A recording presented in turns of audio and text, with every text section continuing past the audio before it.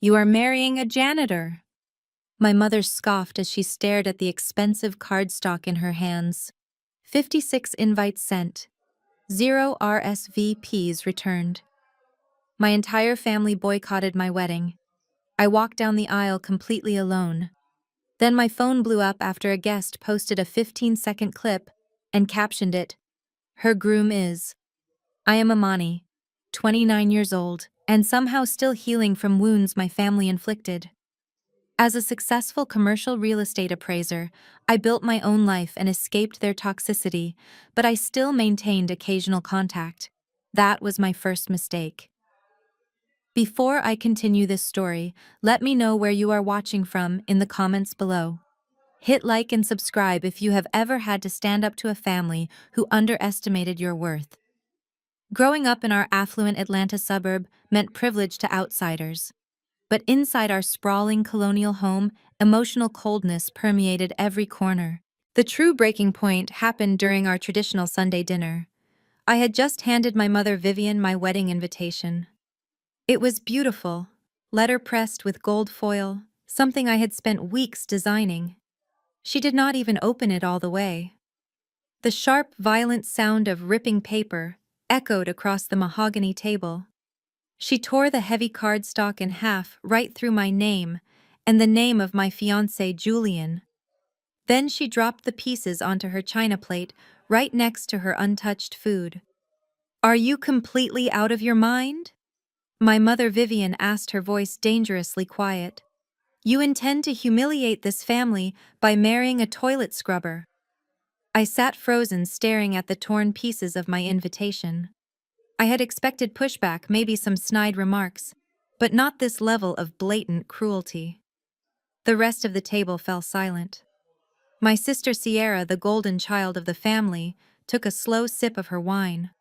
A satisfied smirk played on her perfectly painted lips. "He is not a janitor, Mother," I said, forcing my voice to remain steady. "I told you he works in commercial property maintenance. He owns his own business. A glorified maintenance man." My father Charles chimed in from the head of the table. He wiped his mouth with a crisp linen napkin, looking at me with the same deep disappointment he had worn since I was 18 years old. The first time we met him, he showed up to our country club in paint-splattered coveralls. He smelled like industrial solvent Amani. "You expect us to sit in a pew and watch you tie your life to a man who unclogs drains for a living?" I clenched my hands under the table until my knuckles turned white. The incident my father was referring to happened several months ago. Julian had rushed straight from an emergency repair at one of the massive commercial buildings he managed, just to make it to my father's birthday lunch. He had apologized profusely for his work clothes, but my family had immediately written him off. In their world, a man wearing a blue-collar uniform was entirely invisible. They saw the paint, they saw the grease, and they stopped looking. They never bothered to ask what he actually owned. This disdain mirrored the day I rejected my law school acceptance. In my family, you were either a lawyer, a judge, or a failure. Generations of our family had built a wealthy legacy in the courtroom.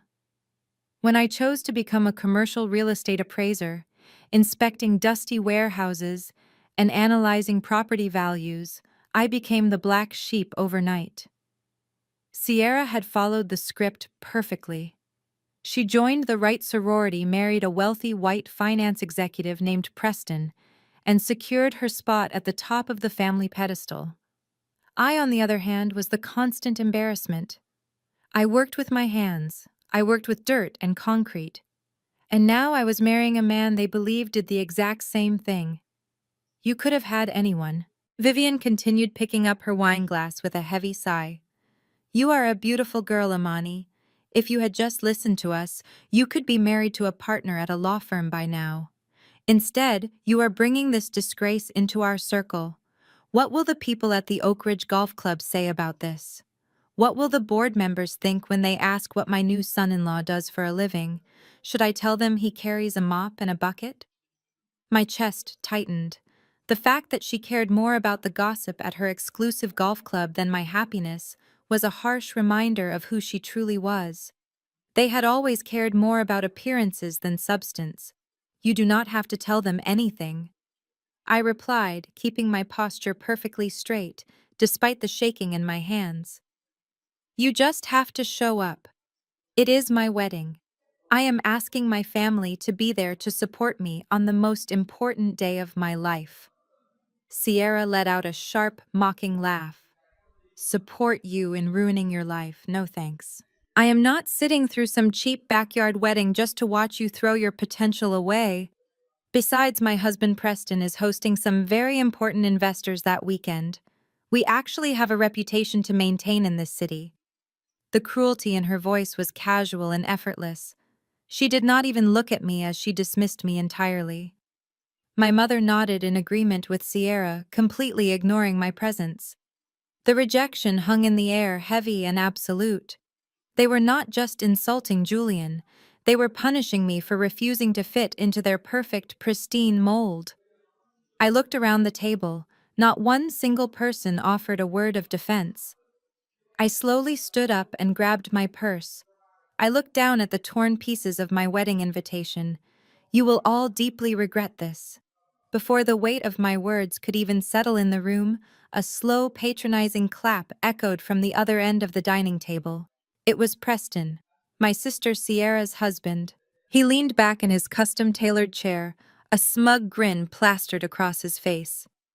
He reached into the inner pocket of his expensive Italian suit jacket and pulled out a sleek leather wallet. With a flick of his wrist, he tossed a small plastic card across the mahogany table. It slid over the polished wood and stopped right next to my torn invitation. It was a $50 Starbucks gift card. Consider this an early wedding present for you and your janitor, Preston said, his voice dripping with condescension. Since you two will probably be up early scrubbing toilets and mopping floors, you are going to need the caffeine. Maybe if he saves up his tips, he can buy you a nice mop bucket for your anniversary. Sierra giggled, covering her mouth with a manicured hand. My father, Charles, chuckled softly, nodding in approval at Preston's cruel joke. I did not blink. I just stared at the little green card on the table, feeling a strange sense of calm wash over me. Preston adjusted his silk tie and puffed out his chest, leaning forward as if he was about to deliver a profound sermon. You see, Amani, there are people in this world who actually build things, and people who clean up after them. Next weekend, while you are throwing your life away in some cheap backyard ceremony, I will be hosting the most important dinner of my entire career. I am securing a $50 million lifeline for my investment fund. My mother Vivian leaned forward, her eyes wide with admiration. Oh, Preston, tell her who it is. Tell her what real success looks like so she can finally understand the standard of this family. Preston smiled, looking at me as if I was a peasant standing before a king. I am meeting with Jay Vanguard. I am sure someone at your level has never heard the name, but in the world of high finance and commercial real estate, he is an absolute titan. He is a phantom billionaire. Nobody really knows what he looks like, but his holdings control half the commercial skyline on the East Coast. My firm has been courting his private trust for 6 months. When he signs that $50 million check on Saturday, it will secure my legacy and elevate this entire family to a tier you could never comprehend. I stared at Preston as a sudden wave of clarity hit me like a physical blow. It took every ounce of my willpower not to burst into laughter right then and there. My family was so blinded by their own elitism that they never bothered to learn the full name of the man I was marrying. To them, he was just Julian, the guy in the dirty coveralls. They had absolutely no idea that his full name was Julian Vanguard, the phantom billionaire, the titan of industry, the man Preston was currently begging for a lifeline. As a commercial real estate appraiser, I had access to industry whispers. I knew Preston's fund was bleeding money. He had made several reckless investments in overvalued tech startups, and his board of directors was breathing down his neck. He desperately needed Vanguard Holdings to bail him out. I suddenly remembered a conversation Julian and I had over breakfast a few weeks ago. He had laughed about a desperate mid-level investment firm that kept sending him extravagant gifts trying to buy a meeting. Julian had called the fund manager a pathetic fraud who inflated his property valuations. Julian was planning to reject the deal entirely, but he agreed to send a proxy to their wine tasting event just to formally decline the offer in person. Preston thought this dinner next Saturday was his saving grace. He had no idea he was preparing a feast for his own executioner. Sierra reached over and placed her hand on Preston's arm, looking at him with pure adoration. Preston has been working so hard for this, Amani. This is what a real provider looks like. He operates in rooms you and your little maintenance man could never even dream of entering. You should really take notes, but I suppose it is too late for you now. I looked at the Starbucks gift card sitting on the table. I did not pick it up. Instead, I met Preston's gaze. His pale blue eyes were filled with an unearned sense of superiority. He truly believed he was the smartest man in the room. He believed his white-collar prestige made him untouchable. "You are right, Preston," I said, my voice completely devoid of emotion. "There are people who build empires, and there are people who just pretend to. I hope your dinner with Mr. Vanguard goes exactly the way you deserve." Preston scoffed, picking up his wine glass, taking an arrogant sip. "Oh, it will. He is sending a senior representative to my wine tasting event on the very day of your wedding. It is a shame you will miss it, but I suppose you will be busy exchanging plastic rings in the dirt." I looked at my parents sitting there in their designer clothes. They were beaming at Preston, completely mesmerized by the illusion of his wealth. They had traded their own flesh and blood for the proximity to power. They were willing to boycott my wedding, the most sacred day of my life, just to play host to Preston's desperate networking event. They thought they were choosing the winning side. I slowly zipped up my purse, feeling the last remaining threads of attachment to these people snap. I looked at each of them one by one. My mother Vivian, with her harsh, judgmental eyes. My father Charles, with his quiet, cowardly complicity. My sister Sierra, drowning in her own vanity.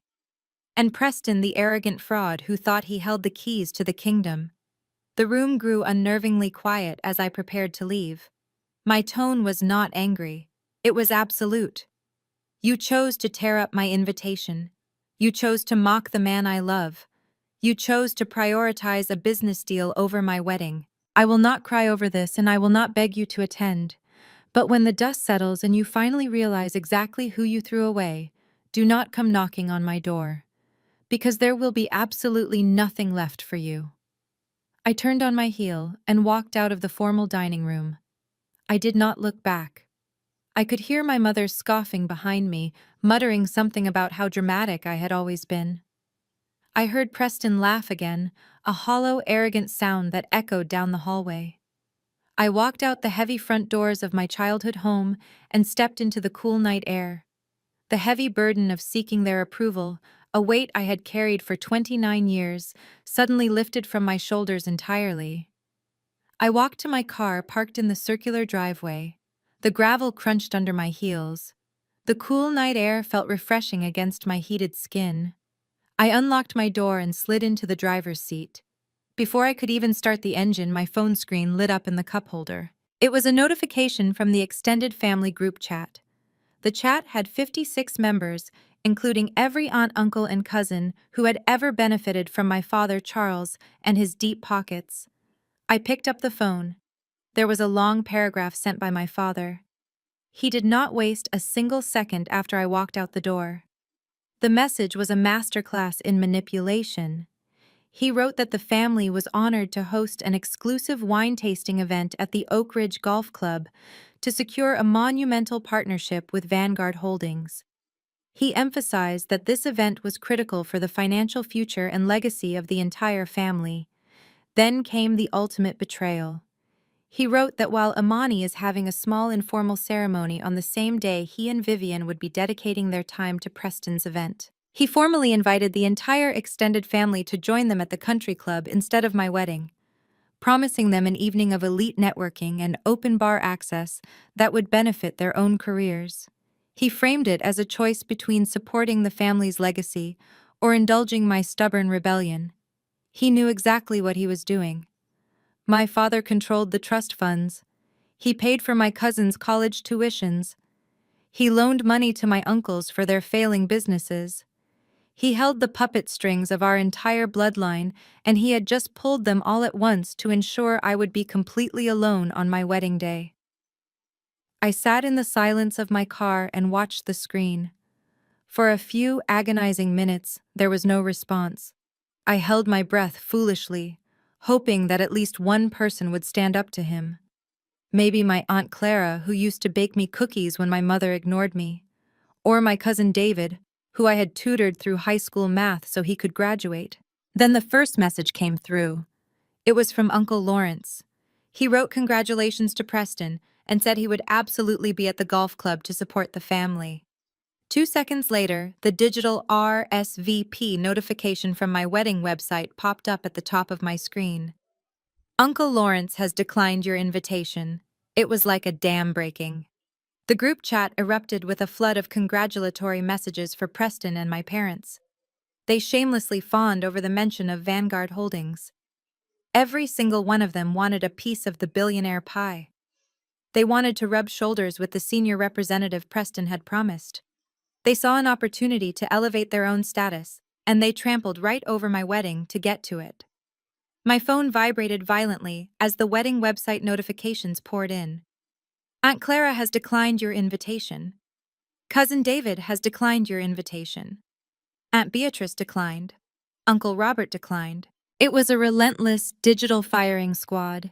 Every buzz of the phone was another family member choosing my father's money over my milestone. I scrolled through the messages, reading their pathetic excuses. Some claimed they had sudden scheduling conflicts. Others did not even bother to lie, simply stating they would see everyone at Oak Ridge. Not a single person reached out to me privately to apologize. Not one person questioned why my own parents were boycotting their daughter's wedding. They just fell in line exactly as my father commanded. The cruelty was so complete and systematic that it felt surreal. I sat there and watched the RSVP count on my wedding dashboard drop in real time. 40 attending, 30 attending, 15 attending. The numbers plummeted faster than I could process. These were people I had known my entire life. People who had smiled in my face and hugged me at Thanksgiving. People who had eagerly accepted the expensive foil-pressed invitations I had mailed out just weeks ago. Within 20 minutes, the massacre was over. The dashboard updated one final time. 0 attending. All 56 relatives had officially dropped out. I was entirely isolated. My family had effectively excommunicated me via text message, all for the chance to drink free wine and beg for scraps from a billionaire they had never even met. My chest heaved as the reality of my situation set in. I was going to walk down the aisle alone. There would be no father to give me away, no mother to help me with my veil, no sister to stand by my side, no aunts to cry happy tears from the front row. I had no one left. A single tear escaped and rolled down my cheek. I quickly wiped it away. That would be the last tear I ever shed for these people. The pain in my chest slowly hardened into something entirely different. It turned into a cold, sharp resolve. They had made their choice. They had drawn the battle lines and placed their bets on Preston and his crumbling empire.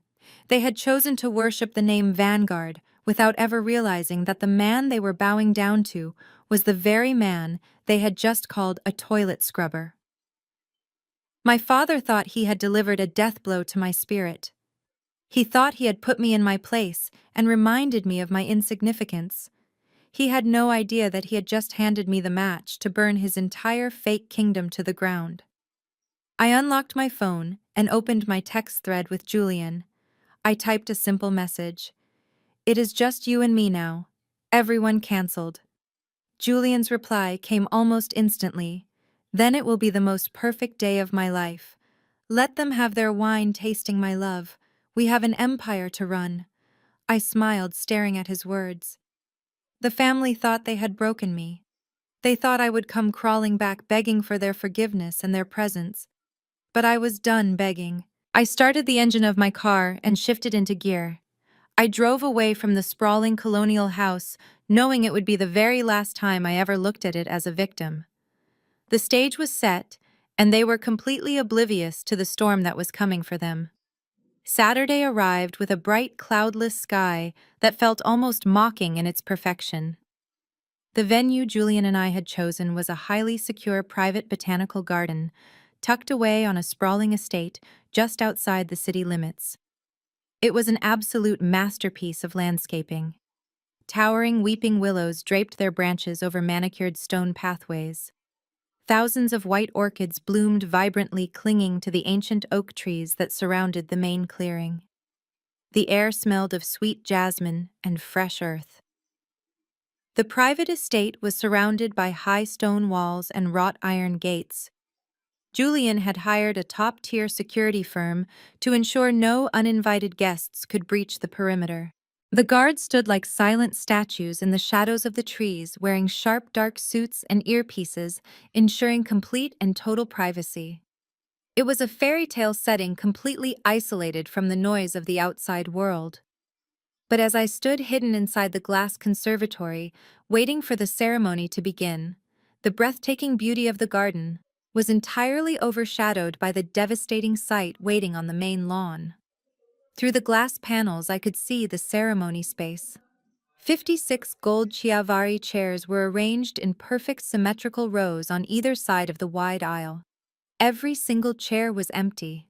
Not one aunt, not one cousin, not my mother, not my father. The gentle afternoon breeze rustled the sheer white fabric draped over the backs of the chairs, making them look like rows of silent ghosts. 56 pristine wedding programs sat untouched on the velvet seat cushions. 56 small silk bags containing personalized favors rested perfectly aligned next to them. The sheer volume of the absence was suffocating. A string quartet sat in the corner of the lawn, playing a beautiful rendition of my favorite classical piece, pouring their incredible talent out to a completely vacant audience. My chest tightened as I traced the lines of the empty seats with my eyes. Even though I knew they were not coming, seeing the physical manifestation of their rejection was a heavy, heavy blow. The silence was deafening. I looked at the very front row where the mother of the bride and the father of the bride were supposed to sit. Small reserve signs rested elegantly on the cushions. Those small pieces of paper felt like daggers to my heart. They had actually done it. They had coordinated a mass boycott of my wedding, leaving me standing in a multi-million-dollar garden with absolutely no family to witness the most important promise of my life. I turned away from the glass panels and looked at my reflection in the full-length antique mirror resting against the conservatory wall. My custom silk gown fit perfectly, hugging my frame before cascading into a long, elegant train. As I stared at my own face, a sharp, bitter memory flashed through my mind. I was 22 years old, standing on the sunlit lawn of my university, holding my college diploma in my hands. I had just graduated magna cum laude with a degree in real estate finance. I was looking around desperately through the massive crowd of cheering families trying to find my parents. I finally spotted them walking briskly toward the parking lot away from the ceremony. I ran across the grass in my heavy cap and gown, calling out to them. When I finally caught up, breathless and smiling, my mother did not even look at my diploma. She was busy rubbing Sierra's back. Sierra had a minor headache from a sorority party she attended the night before, and she was complaining loudly that the sun was too bright. My father opened the door of his luxury sedan and told me they had to leave immediately so Sierra could rest in the air conditioning. He handed me a crumpled $20 bill, told me to catch a cab back to my apartment, and drove away. He left me standing completely alone on the grass, clutching my degree, while all the other families took photos and celebrated around me. They had always walked away from me. They had always chosen Sierra. They had always made it abundantly clear that my milestones did not matter if they slightly inconvenienced the golden child. I took a deep, steadying breath and smoothed the intricate beading on the front of my gown. That scared 22-year-old girl standing on the campus lawn was gone. I was 29 now, and I was no longer waiting for a cab that my father threw $20 at. I was about to walk down an aisle built by a man who saw my infinite worth when my own bloodline treated me like a burden. The wedding planner, a kind woman named Claire, stepped into the conservatory. She had tears pooling in her eyes, having realized an hour ago that nobody was showing up from my side of the guest list. She gently touched my arm and asked in a soft whisper if I wanted to delay the start time for a few more minutes, just in case someone was running late. I shook my head. I told her to cue the music. I did not want to wait another second for people who were never going to arrive. I reached up and pulled my sheer veil over my face. I grabbed my large bouquet of white calla lilies, holding them firmly with both hands to stop my fingers from trembling. The heavy glass doors of the conservatory opened. The warm afternoon breeze caught the edge of my veil, lifting it slightly. The string quartet smoothly transitioned into the processional march. I stepped out onto the stone pathway. The bright sunlight caught the pearls on my bodice, making them shimmer. I did not look down. I did not let my shoulders slump. I locked my knees and forced myself to take the first step and then the next. I walked past the first row of empty chairs. My heels clicked rhythmically against the stone, echoing loudly in the quiet garden. With every step I took past an empty row, a different piece of my toxic past fell away. I walked past the third row, the fourth row, the fifth row. I let my eyes sweep over the barren landscape of my familial ties. I walked past the chairs meant for my aunts who had always judged my weight. I walked past the chairs meant for my uncles who had laughed at my career choice. I walked past the front row, meant for the parents who had never truly loved me. I was completely alone, but for the first time in my entire life, I did not feel lonely. I felt an overwhelming sense of ultimate liberation. The ghost sitting in those empty gold chairs could no longer hurt me. I was walking through the graveyard of my family expectations, and I was coming out alive and victorious on the other side. I lifted my chin higher. I refused to let the empty seats define this beautiful moment. This was not a funeral for my family. This was the birth of my own empire. As I neared the end of the stone pathway, the massive floral arch came into full view. I kept my eyes fixed straight ahead, entirely focused on the future waiting for me. I reached the end of the stone pathway and stepped onto the raised marble platform beneath the floral arch. Julian was waiting for me. He took my hands in his, and the warmth of his touch instantly melted away the last lingering chill of my family's absence. He did not look like the maintenance man my parents had so viciously mocked. He was wearing a midnight blue bespoke tuxedo that fit his broad shoulders flawlessly. His posture was commanding yet completely at ease. He looked at me with an intensity that made the entire world fade away. There was no pity in his eyes as he glanced at the 56 empty chairs behind me. There was only deep burning admiration for the woman who had the strength to walk past them. I turned my attention to the small group of people standing on Julian's side of the altar. Because my family had entirely boycotted the wedding, Julian had asked his closest confidants to stand as our witnesses. I had met them briefly during our engagement, but seeing them standing here in the flesh suddenly added a staggering layer of reality to the life I was about to enter. The man holding the leather-bound vow book preparing to officiate our ceremony was not a local pastor. It was the mayor of Atlanta. He offered me a warm, respectful nod. Next to him stood two men serving as Julian's groomsmen. One was the founder of a global tech conglomerate whose software powered half the financial institutions in the country. The other was the managing director of an international hedge fund that routinely moved billions of dollars across overseas markets.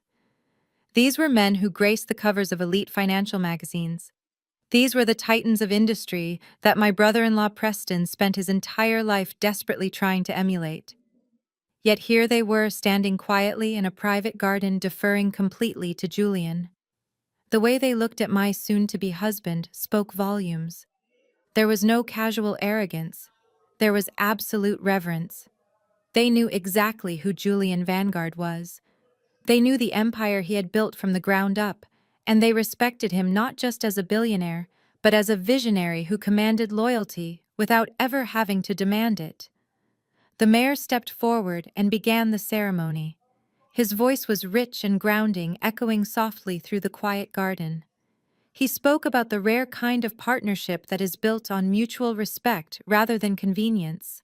He spoke about the courage it takes to choose love over societal expectations. I listened to his words feeling a profound sense of validation. My family had spent my entire life telling me I was making the wrong choices.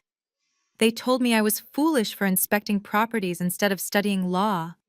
They told me I was throwing my life away by marrying a blue-collar worker. But standing here surrounded by the most powerful men in the city, I realized my instincts had always been flawless. I had recognized Julian's brilliance when he was covered in paint and drywall dust. I saw his soul before I ever saw his bank account. Julian squeezed my hands, drawing my attention back to his face. It was time for our vows. We had chosen to write our own. He did not pull out a piece of paper. He just looked directly into my eyes. His voice was steady and deep, carrying a promise that I knew would outlast time itself. He told me that he had spent his life building foundations for skyscrapers, but none of it mattered until he found the woman who could be the foundation of his life. He looked at the empty lawn behind me and then looked back at me. He promised that I would never have to walk alone again. He promised that he would spend every day of his life ensuring that anyone who ever made me feel like an option would have to answer to him. He did not promise me a fairy tale. He promised me an empire built on truth and unyielding loyalty. Tears pricked my eyes, but they were tears of overwhelming joy. When it was my turn, I promised to stand by his side in the boardrooms and in the dirt. I promised to honor the man he was and the man he was becoming. I promised to protect our peace against anyone who tried to disrupt it, regardless of their bloodline. The mayor smiled warmly as we exchanged rings. They were not the cheap plastic rings Preston had joked about.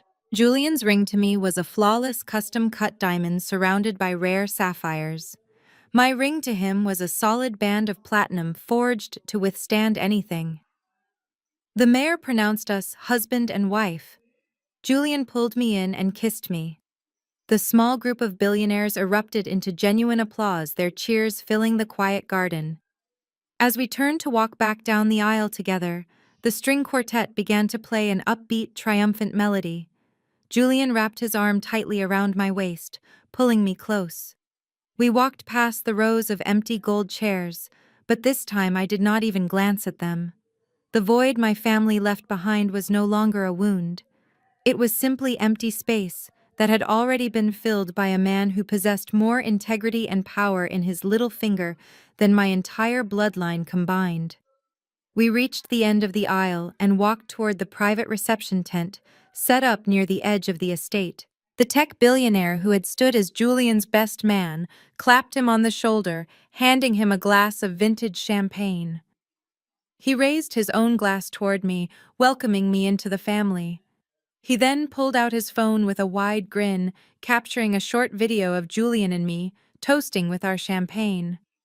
He tapped his screen a few times, posting the short clip to his private professional network before sliding the phone back into his tailored pocket.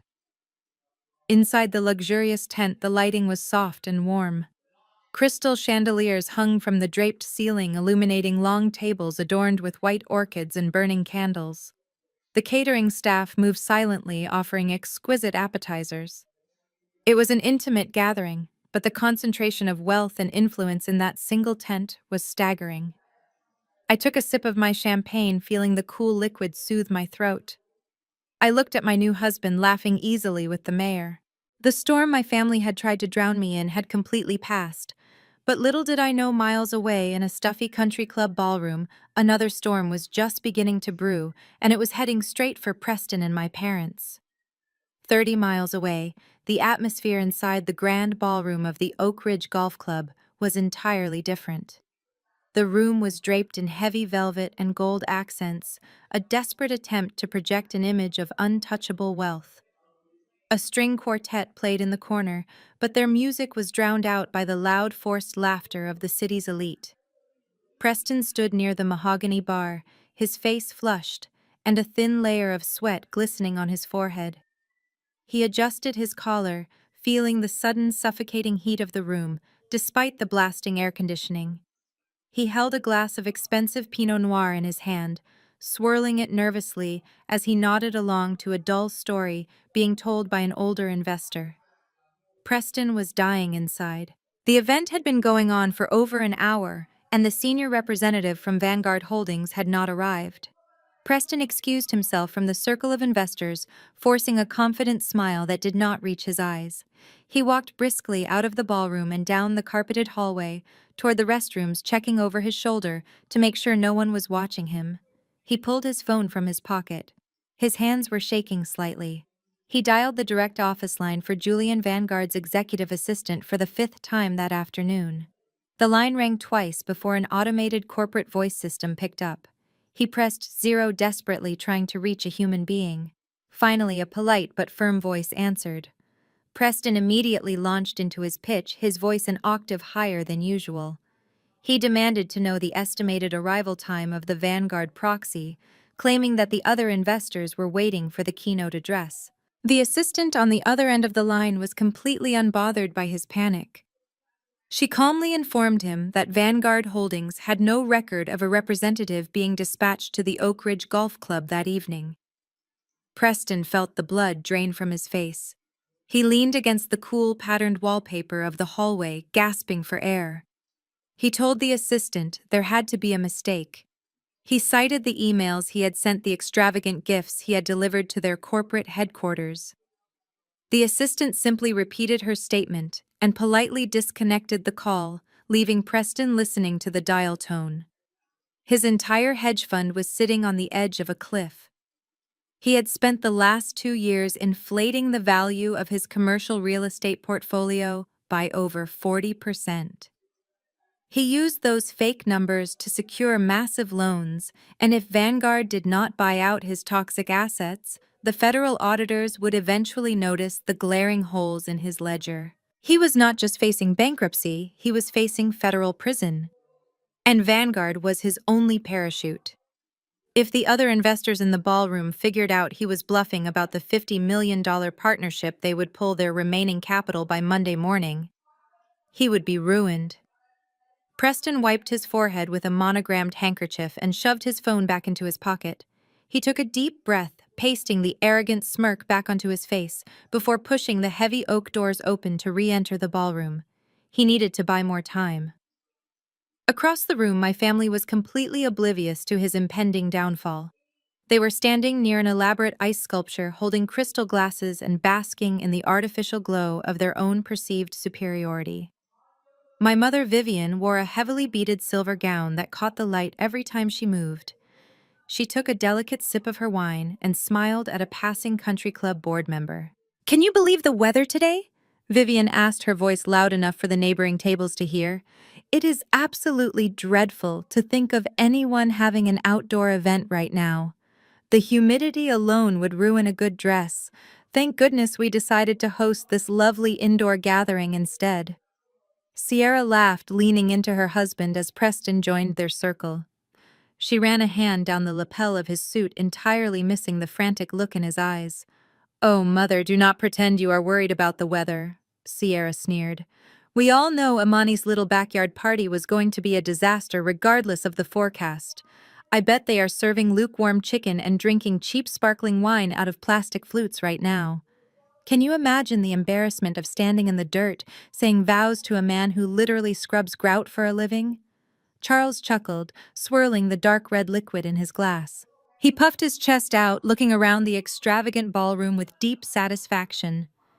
"It is a lesson she had to learn the hard way," Charles said, his tone dripping with patriarchal arrogance. "I told her from the beginning that this family has standards. We build relationships with people who matter. Look around this room. We have the top financial minds in the state right here. We do not lower ourselves to accommodate a blue-collar fantasy. When she finally wakes up and realizes what she threw away, we will be the ones laughing." Vivian nodded in agreement, completely satisfied with the narrative she had spun for her friends. She had spent the entire evening telling the wives of the board members that Amani was simply going through a rebellious phase. She claimed the groom was a humble charity case that Amani felt sorry for. It was a masterful spin designed to make the family look magnanimous, while entirely erasing Julian's actual existence. She cared more about protecting her reputation among the country club wives than she did about the fact that her daughter was walking down an aisle completely alone. Preston stood beside them, his jaw clenched tight. A prominent venture capitalist approached their circle, clapping Preston heavily on the shoulder. The older man looked around the room, raising an eyebrow. "So, Preston, where is this mystery representative you promised us?" the man asked, his voice booming over the background music. "You have been dangling the Vanguard name all month. I cleared my Saturday schedule for this. We are all waiting to see if this $50 million injection is real or just another one of your tall tales." Preston forced a booming laugh that sounded hollow and unnatural. "Oh, you know how these billionaires operate?" Preston lied smoothly. "They run on their own schedules. His office assured me he is on his way. Just enjoy the open bar and the caviar. We will have our formal presentation shortly." The investor gave Preston a long, calculating look before nodding slowly and walking away. Preston swallowed hard, his throat completely dry. He looked at Sierra, who was still smiling vacantly, and then at Charles, who was busy trying to catch the attention of a local politician. They were completely useless to him. They were empty vessels of vanity playing dress-up in a world they did not actually control. Preston knew he was out of time. He reached into his pocket to check his phone one more time, praying for a miracle. He had no idea that the miracle he was begging for was currently putting a wedding ring on the finger of the woman his family had just thrown away. The clinking of crystal glasses and the dull hum of arrogant conversations continued to fill the ballroom of the Oak Ridge Golf Club. Preston stood near the edge of the room, pretending to inspect a bottle of expensive Merlot while his stomach twisted in agonizing knots. He watched Charles and Vivian laughing loudly with the wives of the board members continuing their pathetic charade. Sierra was busy taking selfies near the ice sculpture, completely unaware that her luxurious lifestyle was currently hanging by a very thin thread. At the center of the room stood Richard Montgomery. Richard was the most ruthless venture capitalist in the city and the unofficial leader of the investors Preston had invited. Richard was growing visibly impatient with the endless delays. He pulled his smartphone from the inner pocket of his tailored suit and began scrolling through his professional networks, likely checking the status of international markets to pass the time. He opened his private feed. Suddenly, the low murmur of the room was interrupted by a sharp intake of breath. Richard let out a loud gasp that cut through the background music like a knife. He stopped walking and stared down at his glowing screen. His eyes were wide with absolute shock. Several board members turned to look at him, wondering if there had been a sudden crash in the stock market or a major corporate scandal. Preston immediately rushed over, forcing his fake confident smile back onto his face. He asked Richard if everything was all right, silently praying that the Vanguard representative had finally sent an email apologizing for the delay. Richard did not look at Preston. He did not say a single word to him. Instead, Richard walked with urgent purpose toward the front of the ballroom, where a massive 80-inch smart television had been set up for Preston's upcoming financial presentation. Richard grabbed the remote control from the presentation podium. With a few quick taps on his phone, he bypassed Preston's slide deck and cast his own screen directly onto the massive display. The sudden bright flash of the television drew the attention of every single person in the room. The string quartet stopped playing instantly. The waiters paused with their trays of caviar. Charles, Vivian, and Sierra stopped laughing and turned their heads toward the front of the room. Preston stood frozen near the podium, entirely confused by Richard's erratic behavior. "Look at this," Richard said, his voice echoing loudly across the silent ballroom. "It is a post from the founder of Global Tech Dynamics just 2 minutes ago. He is at a private event." The massive screen illuminated, displaying the social media feed in high definition. The caption above the video was written in bold black letters for the entire room to see. It read, "Honored to attend the private wedding of my brother Jay Vanguard, the new power couple of commercial real estate." A collective murmur rippled through the crowd of wealthy investors. The name Vanguard held an almost mythical weight in this room. They all leaned forward, eager to finally catch a glimpse of the phantom billionaire that Preston had been promising them all night. Preston felt a sudden rush of temporary relief, thinking that this video would somehow prove his connection to Vanguard Holdings. He smiled broadly, puffing out his chest as the 15-second clip began to play. The video started with a sweeping shot of a breathtaking private botanical garden. The lush green trees and pristine white floral arrangements made the country club ballroom look incredibly cheap and tacky in comparison. Then the camera panned toward the reception tent, capturing the warm glow of the crystal chandeliers. The person holding the phone walked forward, moving toward the center of the tent. Preston held his breath, waiting to see the face of his savior. Charles and Vivian stepped closer to the screen, their eyes wide with greedy curiosity. Sierra crossed her arms, leaning her head to get a better look at the screen. The camera finally focused on the groom. He was standing near a beautifully decorated table holding a glass of vintage champagne. He was wearing a flawless midnight blue custom tuxedo that radiated pure power and authority. He turned slightly toward the camera, offering a relaxed, confident smile. He raised his glass in a toast. The entire ballroom went dead silent. The air was sucked out of the room so fast, it felt like a physical blow. Preston stopped breathing entirely. The confident smile on his face melted away, instantly replaced by a look of sheer, unadulterated horror. His hands began to shake so violently that his wine glass slipped from his fingers and shattered loudly against the polished hardwood floor. Red wine splashed across his expensive Italian shoes, looking exactly like fresh blood. He recognized the face on the massive screen. It was a face he had mocked just a few days ago. It was the face of the man he had thrown a $50 gift card at. Vivian let out a strangled gasp, covering her mouth with both of her hands. Her eyes bulged as she stared at the television, unable to process the image in front of her. Charles stood completely paralyzed, his jaw hanging slack as he looked at the groom. Sierra dropped her designer clutch, spilling her expensive makeup across the floor, her perfectly painted lips trembling in shock. The man on the screen, the phantom billionaire, the titan of industry J. Vanguard, was Julian. It was the man they had relentlessly mocked. It was the man my family had boycotted my wedding over because they thought he scrubbed toilets for a living. But the video was not over. The camera shifted slightly to the right, capturing the bride standing next to Julian. She was wearing a stunning custom silk gown, her head held high, and a radiant smile on her face. Julian wrapped a protective arm around her waist, pulling her close as they toasted the camera together. The bride was me, Amani, the daughter they had thrown away, the sister they had abandoned to the empty chairs. The video looped and began to play again. The caption remained burned into the bottom of the screen, solidifying the impossible reality.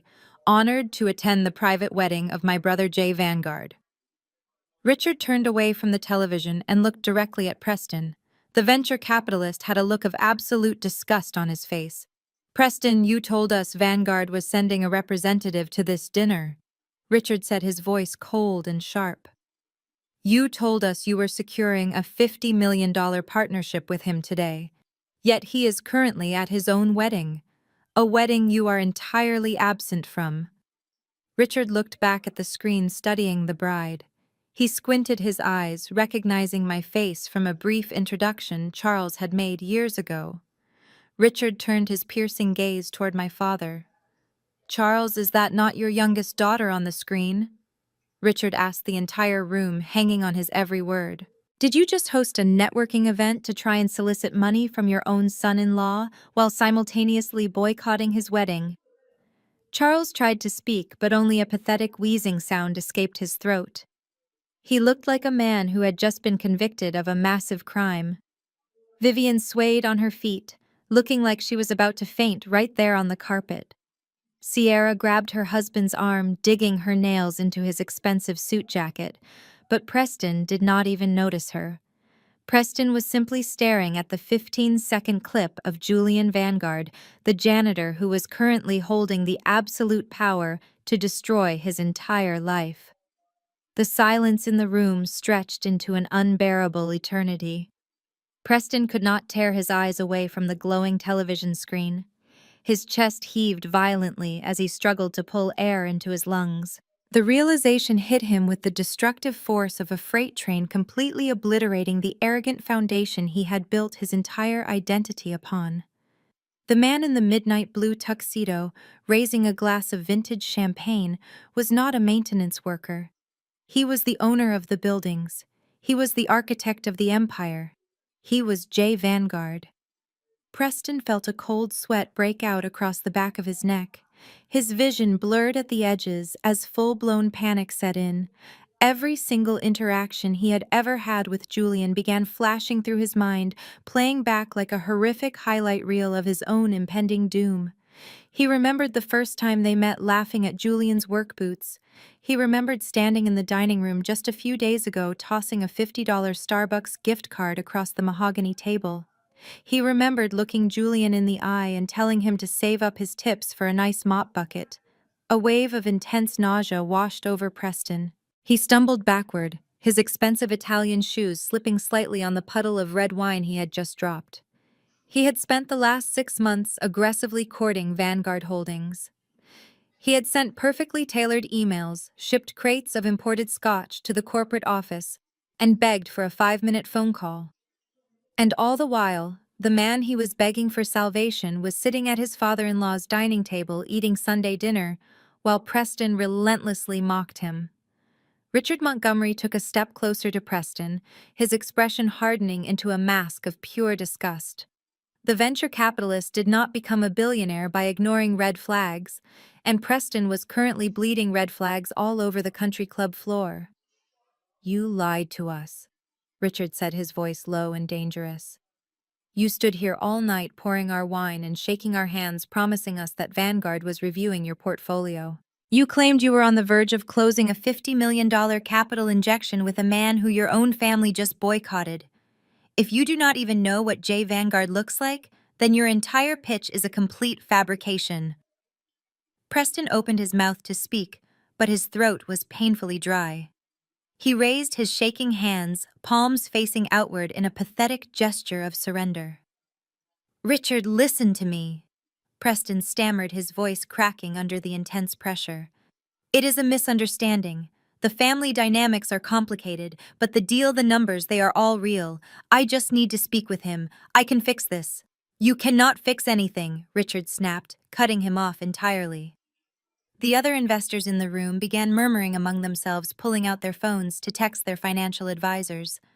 The illusion of Preston's success was evaporating in real time. "If Vanguard is not backing your fund, then your property valuations are completely baseless," Richard continued, ruthlessly dissecting Preston's fraud in front of everyone. "I am pulling my capital first thing Monday morning, and I will make sure every single person in this room does the exact same thing." "No, please, Richard, you cannot do that," Preston begged, his voice rising to a frantic pitch. "If you pull out, the fund will collapse. The SEC will start asking questions. I will lose everything. You should have thought about that before you tried to con a room full of veterans," Richard replied coldly. He turned his back on Preston, adjusting his suit jacket. "We are done here." Richard signaled to his wife, and the two of them walked straight toward the heavy oak doors of the ballroom. Seeing the most powerful man in the room leave was the final nail in the coffin. The rest of the investors immediately followed suit. They set their crystal wine glasses down on the tables, abandoning the expensive caviar and the open bar. They walked past Preston, refusing to even look at him. The mass exodus was swift and brutal. Sierra finally snapped out of her paralyzed state. She lunged forward, grabbing Preston's arm, her perfectly manicured nails digging into his expensive jacket. "Preston? What is going on?" she shrieked, her voice echoing loudly in the rapidly emptying room. "What does Richard mean the fund will collapse? Tell them to stay. Do something." Preston violently yanked his arm away from her grasp.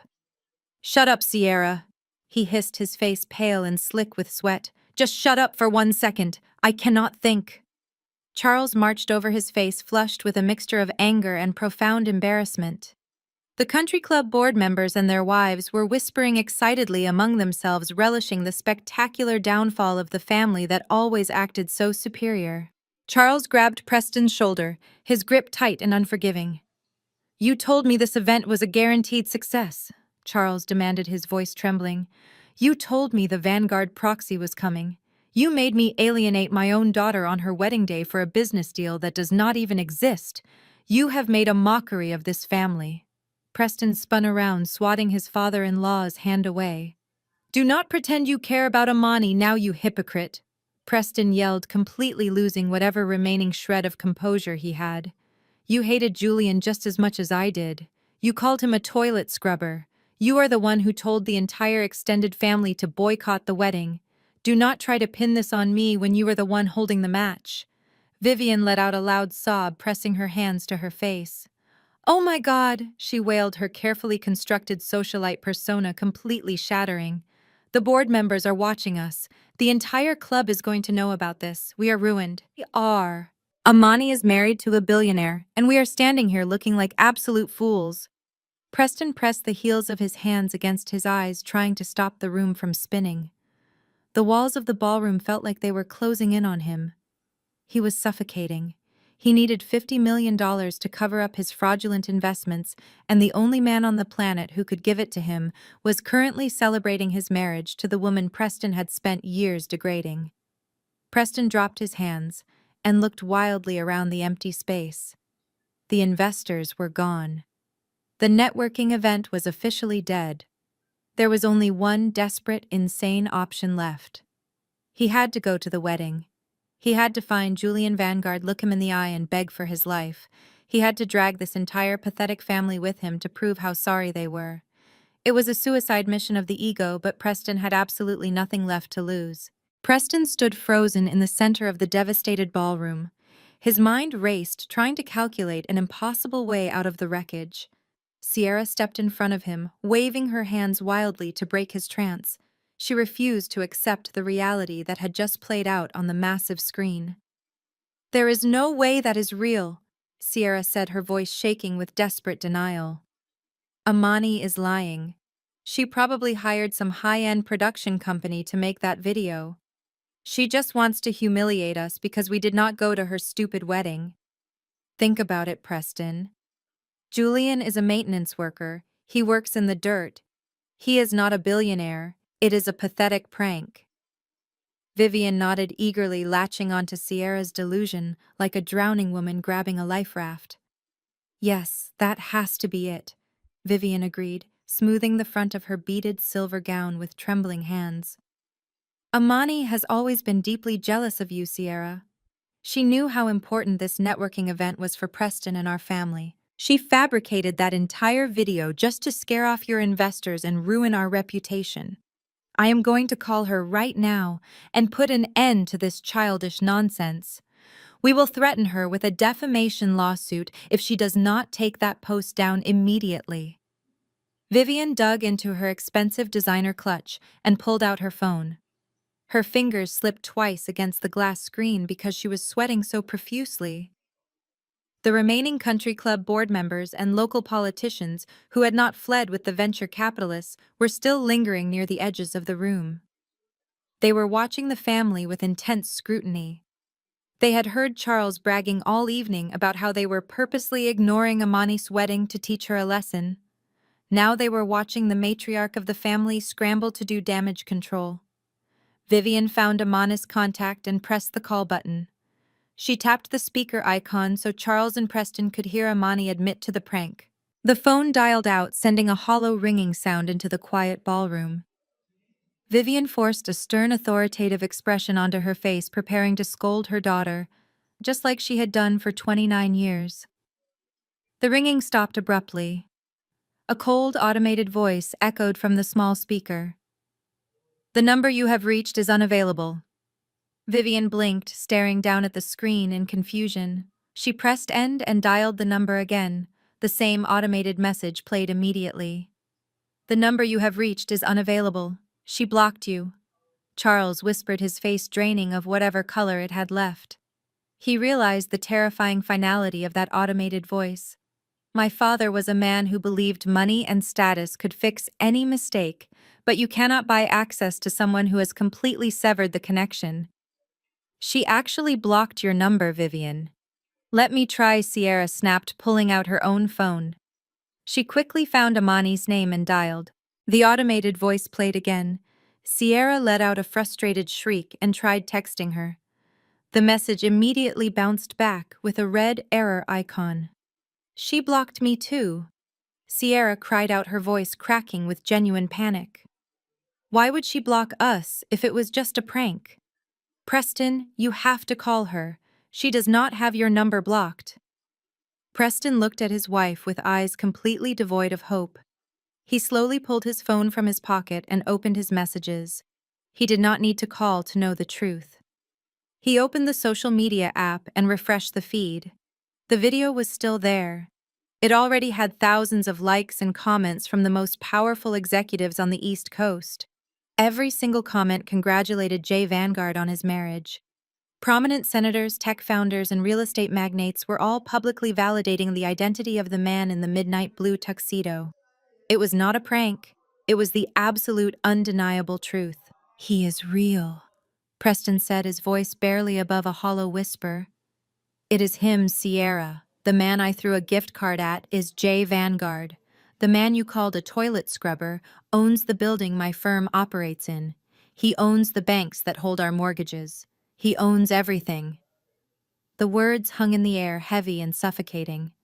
The wealthy wives of the country club board members who had been standing nearby heard every single word. The pieces finally snapped together in their minds. Mrs. Kensington, a prominent socialite who Vivian had spent the entire evening trying to impress, stepped forward.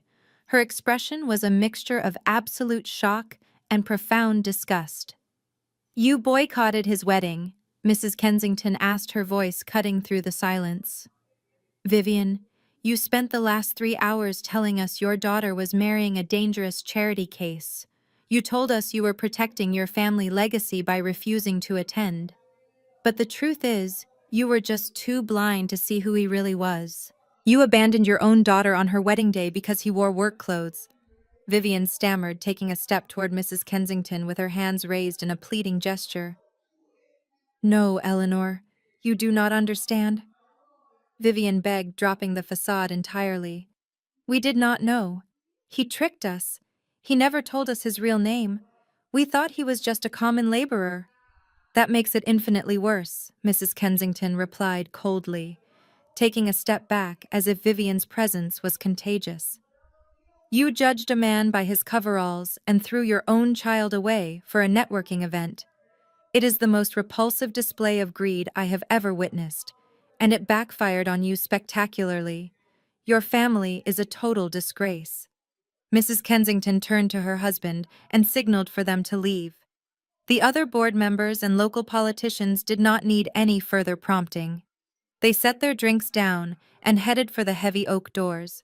They wanted absolutely nothing to do with a family that had just publicly humiliated the most powerful real estate tycoon in the city. To associate with Charles and Preston now would be professional suicide.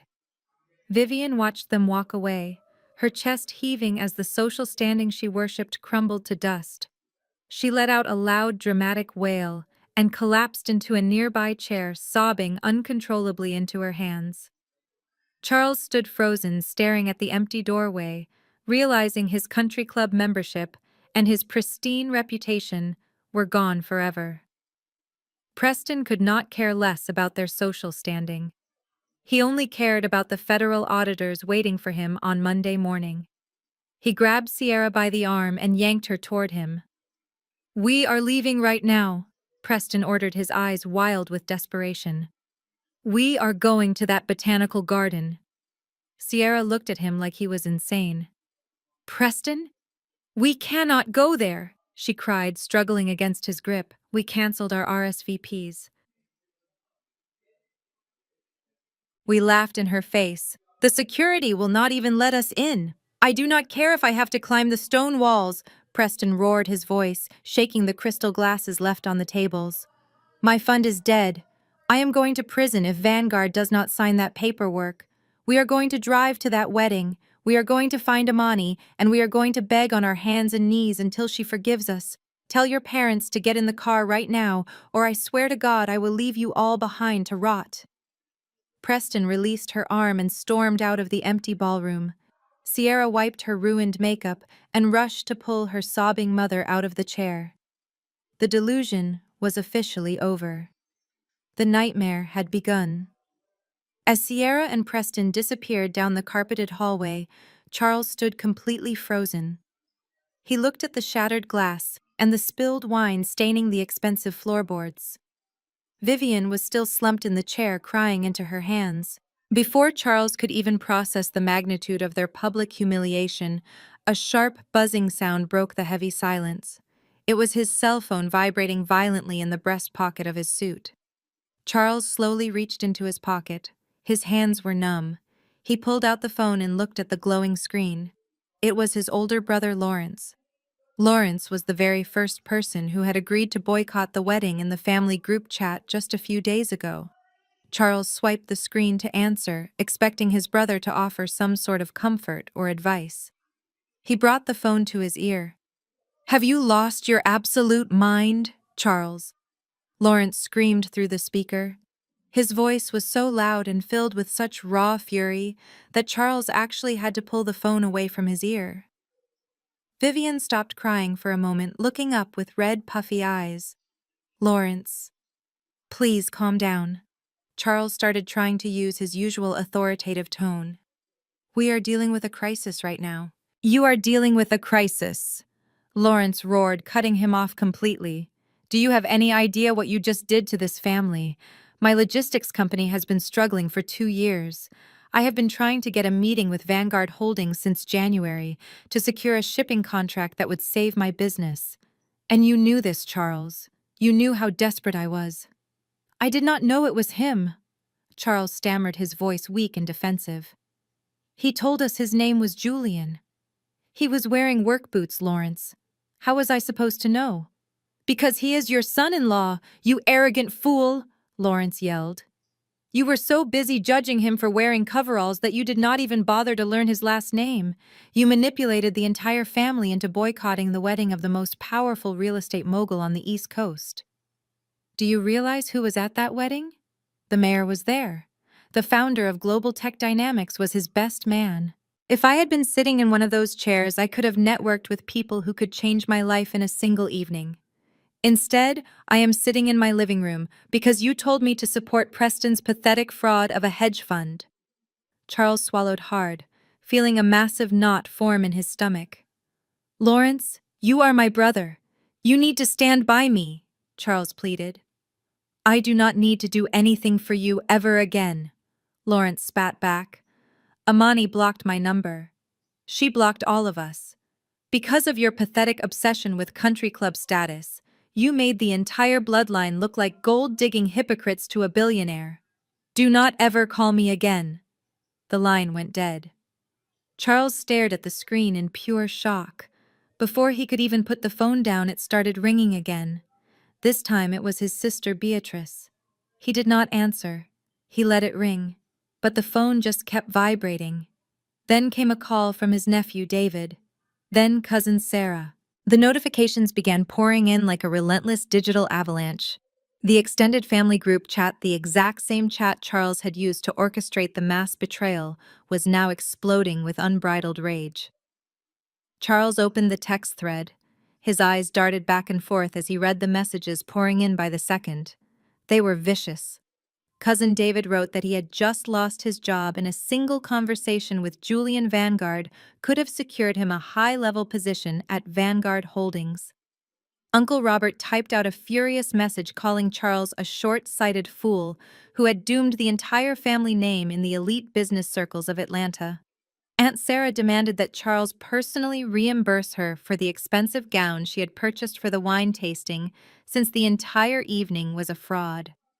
They were tearing him apart piece by piece. They were not mad that they had hurt Amani. They were mad that they had missed out on the money. The realization made Charles feel completely sick. His family was just as shallow and greedy as he was, but now they needed a scapegoat, and Charles was the perfect target. Every single buzz of the phone felt like a physical strike. He had spent decades building his image as the wise, successful patriarch. He paid for dinners, he gave out loans, and he controlled the narrative. But the moment his influence proved useless compared to the staggering wealth of Julian Vanguard, his family turned on him, like a pack of starving wolves. Vivian's phone began to ring inside her purse.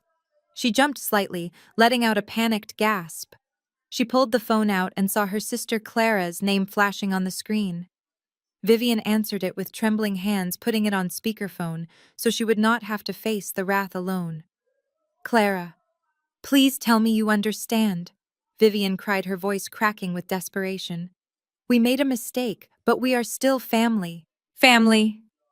Clara laughed bitterly, her voice echoing in the empty ballroom. "You do not know the meaning of the word, Vivian. You have spent your entire life treating Amani like she was a stain on your perfect image. You worshipped Sierra and that arrogant husband of hers. You dragged all of us into your toxic favoritism, and now we are all paying the price." "Clara, please, we did not know," Vivian begged, fresh tears spilling down her ruined makeup. "You did not want to know," Clara snapped back viciously. "You wanted a reason to hate Amani because she refused to be your puppet. And now she is married to a man who could buy and sell your precious country club before breakfast. Amani will never forgive us for leaving those chairs empty. The bridge is completely burned, and it is entirely your fault, Vivian. I hope you and Charles enjoy your empty house, because nobody in this family is ever speaking to you again." The call disconnected with a sharp click. Vivian dropped her phone onto the carpet. It shattered the screen, spiderwebbing across the glass, but she did not even care. She looked around the grand ballroom. The luxurious velvet drapes and the melting ice sculpture suddenly looked like a cheap, pathetic joke. They had sacrificed their own daughter on the altar of public opinion, and in return, the public had completely destroyed them. Charles felt a cold sweat dripping down his back. The notifications on his phone finally stopped.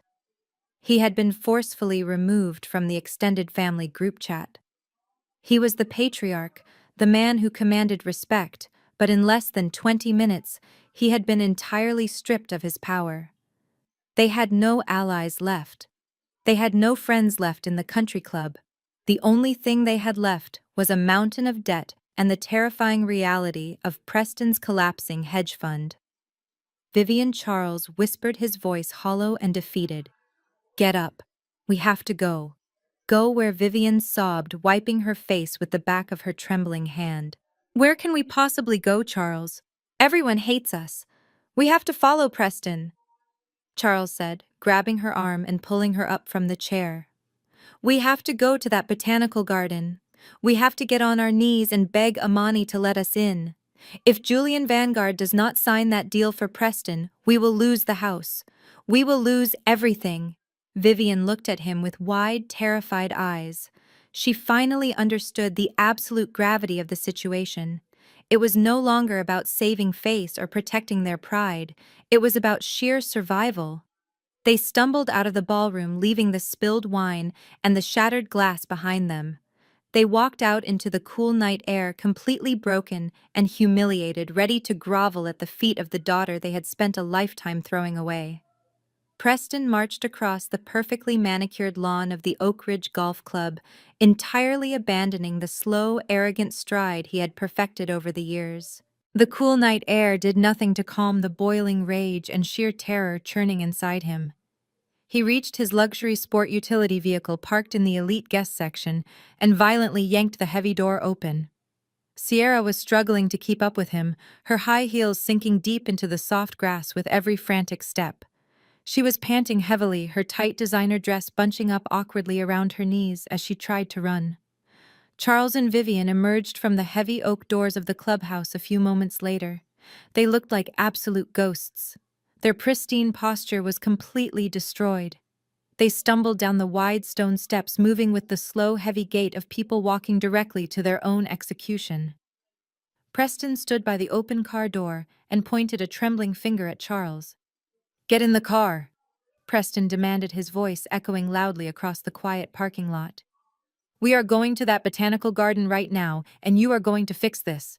Charles stopped walking and looked at his son-in-law with a mixture of profound exhaustion and deep fear.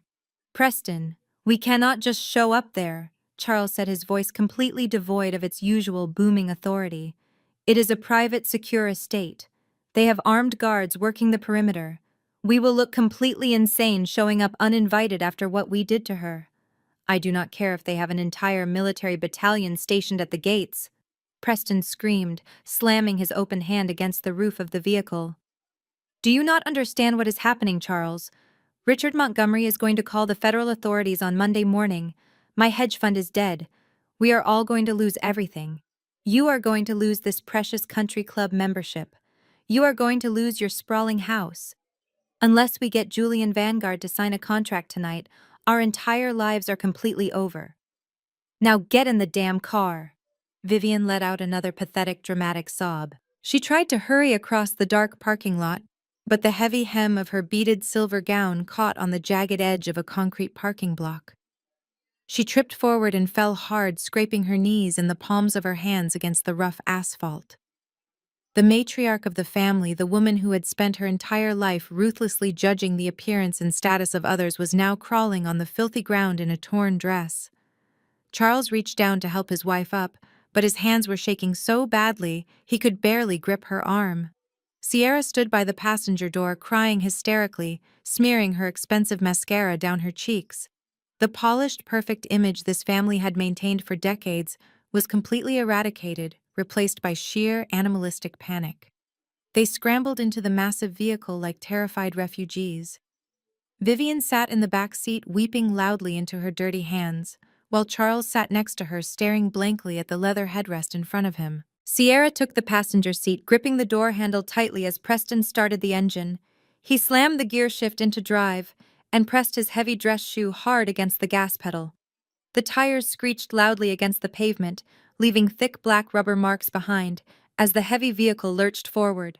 They sped out of the country club parking lot, leaving their ruined social standing far behind them in the rearview mirror. The drive to the private botanical garden was a frantic, terrifying blur. Preston was weaving erratically through the late-night city traffic, gripping the steering wheel so tightly his knuckles were completely white. The dashboard lights cast a sickly pale glow over his sweating face. He was muttering to himself under his breath, desperately trying to formulate a survival plan. "We just need to get in the room," Preston said, his voice manic and breathless. "If I can just get 5 minutes with him face to face, I can explain the numbers. I can tell him the false property valuations were just a massive clerical error. Charles, you need to tell him you were trying to protect Amani. Tell him you were just acting like a concerned traditional father." Charles looked out the dark window, watching the streetlights blur together. He will not believe that Charles whispered, sounding like a broken man. "He is a billionaire, Preston. He is not stupid. He knows we boycotted the wedding because we thought he was a janitor. We threw a $50 gift card at his face in my dining room. He is going to utterly destroy us. You will make him believe it." Preston snapped violently, swerving around a slow-moving sedan and running a solid red light. "You will fall on your knees and beg if you have to. Vivian, you will cry and tell Amani how much you missed her today. You will tell her you were having a severe medical panic attack and simply could not make it to the ceremony. Sierra, you will tell her you are so happy for her. We are going to walk in there, and we are going to play the loving, supportive family. We are going to grovel and humiliate ourselves until they forgive us." Sierra wiped her ruined face and began practicing her fake apology, her voice shaking uncontrollably. "I will tell her I was just jealous," Sierra muttered, her eyes darting back and forth in the dark cabin. "I will say I was intimidated by how much Julian loved her. She will believe that. She always wanted me to validate her. If I give her the sisterly bond she has been begging for all her life, she will force Julian to sign the investment deal."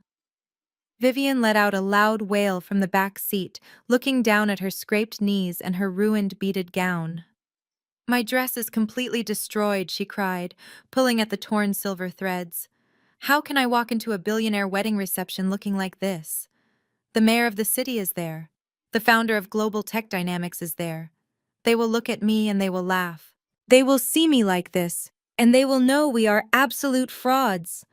Nobody cares about your stupid dress, Vivian Preston yelled, his eyes wild and bloodshot as he glared at her in the rearview mirror. We are talking about federal prison. We are talking about total bankruptcy. If you do not play your part perfectly tonight, you will be wearing a cheap canvas prison uniform by next month.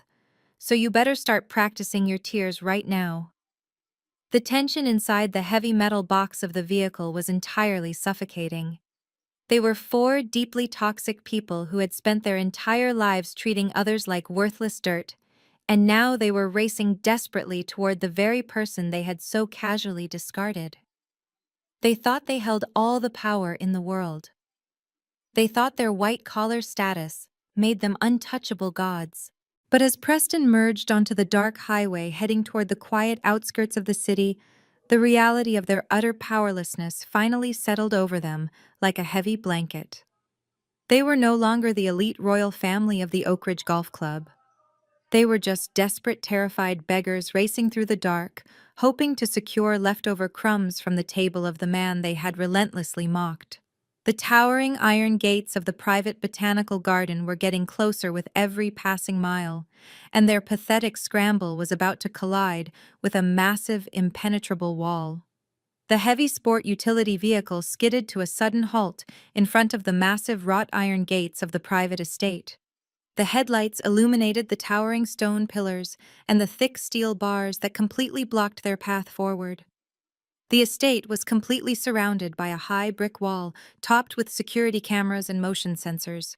The luxury they were used to at the country club was soft and welcoming, but this was a fortress. It was a physical manifestation of the immense wealth and power that Julian Vanguard possessed. Preston gripped the steering wheel, his chest heaving as he stared at the imposing barrier. He rolled down his window, letting the cool night air rush into the stifling cabin of the vehicle. 3 security guards stepped out from the shadows of the stone pillars. They did not look like the elderly men who manned the front desk at the golf club. These men were built like military contractors wearing sharp black suits with discreet earpieces and tactical flashlights hooked to their belts. They moved with absolute precision and completely lacked any sense of customer service urgency. The lead guard walked slowly up to Preston's window, shining a bright, narrow beam of light directly into Preston's sweating face. Preston squinted, raising a trembling hand to shield his eyes. "Good evening, sir," the guard said, his voice flat and completely devoid of emotion. "Please state your business at this private residence." Preston cleared his throat, trying desperately to summon his usual arrogant tone, but his voice cracked pitifully. "Good evening," Officer Preston began, wiping the sweat from his forehead. "We are here for the wedding reception. We had a slight family emergency, and we are running a bit late, but we need to go inside immediately to speak with the groom. It is a matter of extreme financial importance." The guard did not even blink. He reached into his jacket pocket and pulled out a digital tablet. "Name, please," the guard asked, tapping the screen. Preston swallowed hard. "My name is Preston, but that does not matter. The bride is Amani and the groom is Julian. I am his brother-in-law. The entire family is in this vehicle. We just need you to open the gates so we can park and go inside." The guard looked at his tablet and then looked back at Preston. "Sir, this is a highly secured private event. If your name is not on the approved guest list, you are not gaining entry tonight." Sierra could not take it anymore. She was used to doors flying open the moment she announced her presence. She forcefully pushed open the passenger door, almost hitting one of the other guards. She stumbled out onto the paved driveway, her expensive heels clicking loudly in the quiet night. "Do you have any idea who we are?" Sierra screamed, her voice echoing off the high stone walls. "I am the sister of the bride. That is my mother and my father in the back seat. You are just a hired security guard. You do not have the right to keep us locked out on the street like common criminals. Open these gates right now before I have my husband buy the company you work for and fire all of you." The lead guard slowly turned his head to look at Sierra. He took in her ruined makeup, the tear stains running down her cheeks, and the frantic, unhinged look in her eyes. He was completely unmoved by her tantrum. "Ma'am," the guard said, his tone turning dangerously cold. "The bride explicitly instructed us regarding her family members. She provided us with your names and your photographs this morning. She stated very clearly that under absolutely no circumstances are any of you to be permitted inside this estate. You are permanently banned from the premises." The words hit the family like a physical blow. Amani had not just assumed they would not show up. She had actively planned for their exclusion. She had handed their pictures to armed security guards like they were dangerous threats. Vivian let out a loud gasp from the back seat, covering her mouth with her dirty hands. Charles slumped forward, burying his face in his hands, as the profound humiliation washed over him entirely. They were not just absent from the wedding, they were actively banished from her life. Sierra refused to accept the rejection. She marched aggressively toward the massive iron gates, grabbing the thick metal bars with both hands. Amani, Sierra shrieked at the top of her lungs, shaking the gates wildly. "Amani, come out here right now! You cannot do this to us! We are your family! You owe us! You have to let us in!" Her voice cracked, turning into a pathetic, high-pitched wail that completely shattered the quiet elegance of the botanical garden. The two other guards immediately stepped forward, placing their hands firmly on the weapons holstered at their hips. The lead guard looked at Preston, who was still sitting frozen in the driver's seat.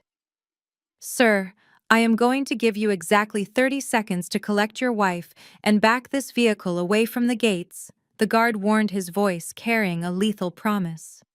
"If she continues to touch the perimeter fence, or if you refuse to leave, I will authorize the immediate use of force, and I will call the local authorities to arrest all four of you for criminal trespassing." Preston looked at the armed men and realized his white-collar privilege meant absolutely nothing out here. His expensive suit and his country club membership could not buy his way through that iron gate. The phantom billionaire he had mocked was now completely insulated by a wall of tactical security that Preston could never penetrate. Preston quickly unbuckled his seatbelt and rushed out of the car, grabbing Sierra by her waist and pulling her away from the metal bars. Sierra thrashed against him, crying hysterically, but Preston held on tight, terrified of being thrown in a jail cell on the very weekend his hedge fund was collapsing. Vivian slowly rolled down her window, looking at the towering gates with wide, devastated eyes. The soft sound of triumphant string music drifted over the high walls from the reception tent inside. It was the sound of a joyous celebration, a gathering of the most powerful people in the city, and her daughter was at the center of it all. Vivian realized with sickening clarity that Amani was completely safe inside her new empire, while the people who had abused her for 29 years were left shivering in the dark driveway, entirely locked out of the future. They were exactly where they belonged, on the outside, looking in. The heavy silence outside the iron gates was suddenly broken by the sound of measured footsteps echoing against the stone pathway. Preston stopped arguing with the guards and peered through the thick metal bars. Charles and Vivian froze, their desperate panting loud in the night air. Sierra wiped her ruined makeup and stared into the softly lit gardens. Out of the shadows of the weeping willows, stepping into the glow of the perimeter lights, came the bride. I walked slowly toward the front entrance of the estate. I had seen the security alert on the monitors inside the reception tent and decided to handle the situation myself. I did not rush. I moved with the quiet grace of someone who was entirely in control of her domain. My custom silk gown flowed elegantly around me, the intricate pearl beading catching the light with every step. I did not look like the disappointment of the family anymore. I looked like royalty. I stopped a few feet away from the iron gates, maintaining a safe and powerful distance between myself and the chaos bleeding out on the street. The contrast between us was staggering. My family, the people who had spent their entire lives obsessed with appearances, looked completely feral. Vivian was covered in dirt, her expensive silver gown torn at the knees. Charles looked aged and hollow, his shoulders slumped in defeat. Sierra was a mess of smeared mascara and tangled hair, shivering in her thin designer dress. And Preston, the arrogant finance executive who thought he ruled the world, was gripping the iron bars like a caged animal, sweating profusely in his wrinkled suit. The lead guard stepped aside, giving me a respectful nod, but he did not unlock the gate. I stood there looking at them through the thick steel bars. I did not smile. I did not frown. I simply observed them with a bone-chilling calmness that seemed to terrify them more than if I had been screaming. Vivian was the first to break the silence. She threw herself forward, pushing past Preston to press her face against the cold metal. "Oh, Amani, my beautiful girl," she wailed, her voice trembling with forced emotion. "Look at you. You look absolutely breathtaking. I am so sorry we are late, honey. I had a terrible medical emergency on the way to the ceremony. I could not breathe, and your father had to pull over. We tried to call, but the phones were not working." She pushed her dirty hand through the bars, reaching out toward me. "I knew Julian was a wonderful man," Vivian sobbed, forcing large, fake tears to roll down her cheeks. "I always told your father that Julian had such a kind soul. We were just so worried about you, but we are here now. Please tell the guards to let us in so I can hug my daughter on her wedding day." I looked down at her outstretched hand and felt absolutely nothing. There was no anger left in my chest. There was only a cold, sterile pity. "You tore my wedding invitation in half, Mother," I said, my voice perfectly steady and quiet. "You dropped it on your china plate and asked me if I was out of my mind for marrying a toilet scrubber. You did not have a medical emergency tonight. You had a wine tasting event and nobody showed up." Vivian pulled her hand back as if she had been burned by the cold truth. She opened her mouth to argue, but Preston aggressively shoved her aside, taking her place at the bars. He gripped the iron so tightly his knuckles turned stark white. He did not care about family reunions or apologies. He only cared about survival. "Amani, listen to me." Preston pleaded, his voice frantic and breathless. "Whatever happened in the past is in the past. We can fix all of this. But right now I need you to do me the biggest favor of my life. I need you to bring Julian out here. Just for 5 minutes, Amani. That is all I am asking." I tilted my head slightly, studying the absolute panic in his pale blue eyes.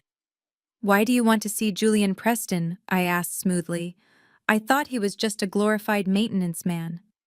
Did you not tell him to save his tips to buy a mop bucket?" Preston squeezed his eyes shut, shaking his head violently. "I was wrong.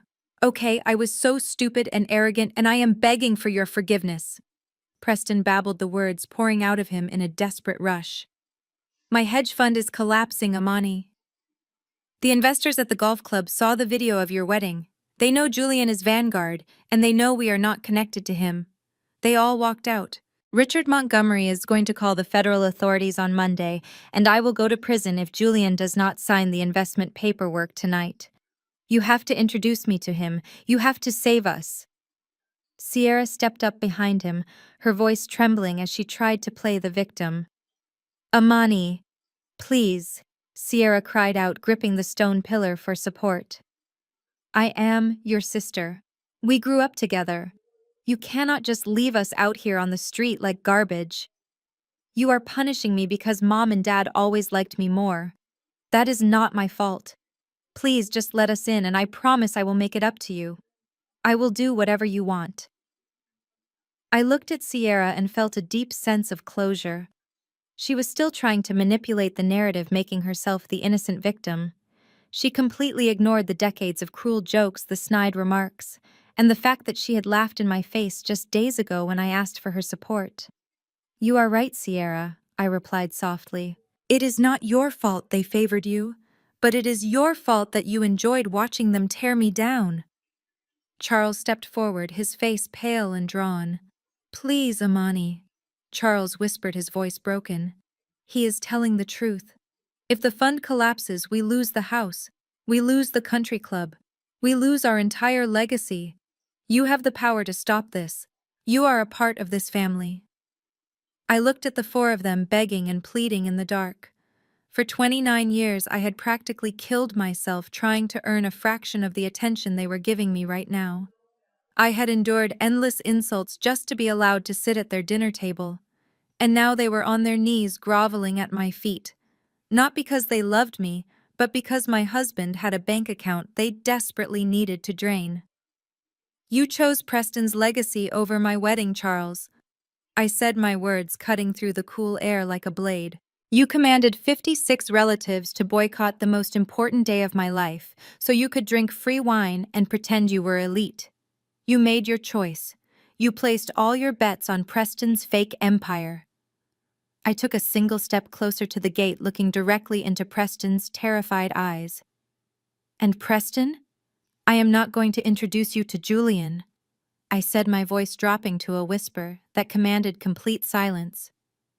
"Julian does not do business with frauds. He does not bail out failing hedge funds that use inflated property valuations to scam their investors." Preston stopped breathing entirely. His eyes widened in absolute shock as the words "inflated property valuations" left my lips. He stared at me through the iron bars, his mind racing, trying to figure out how I knew the deeply buried secrets of his illegal financial maneuvers. The air grew perfectly still. They were waiting for me to scream or curse at them, but my silence was far more destructive. I was not just the bride they had abandoned. I was the executioner of their entire reality, and the blade was about to fall. Preston stared at me through the iron bars, his mouth opening and closing like a suffocating fish. He could not comprehend how I knew the exact terminology of his financial crimes. Before he could even formulate a pathetic lie, the sound of slow, deliberate footsteps echoed behind me on the stone pathway. The 3 armed guards immediately stood taller, adjusting their posture in a show of absolute respect. I did not need to turn around to know who was approaching. The heavy scent of expensive cologne and the warm, comforting weight of a hand resting gently on my lower back told me my husband had arrived. Julian stepped out from the shadows and stood right beside me under the glow of the perimeter security lights.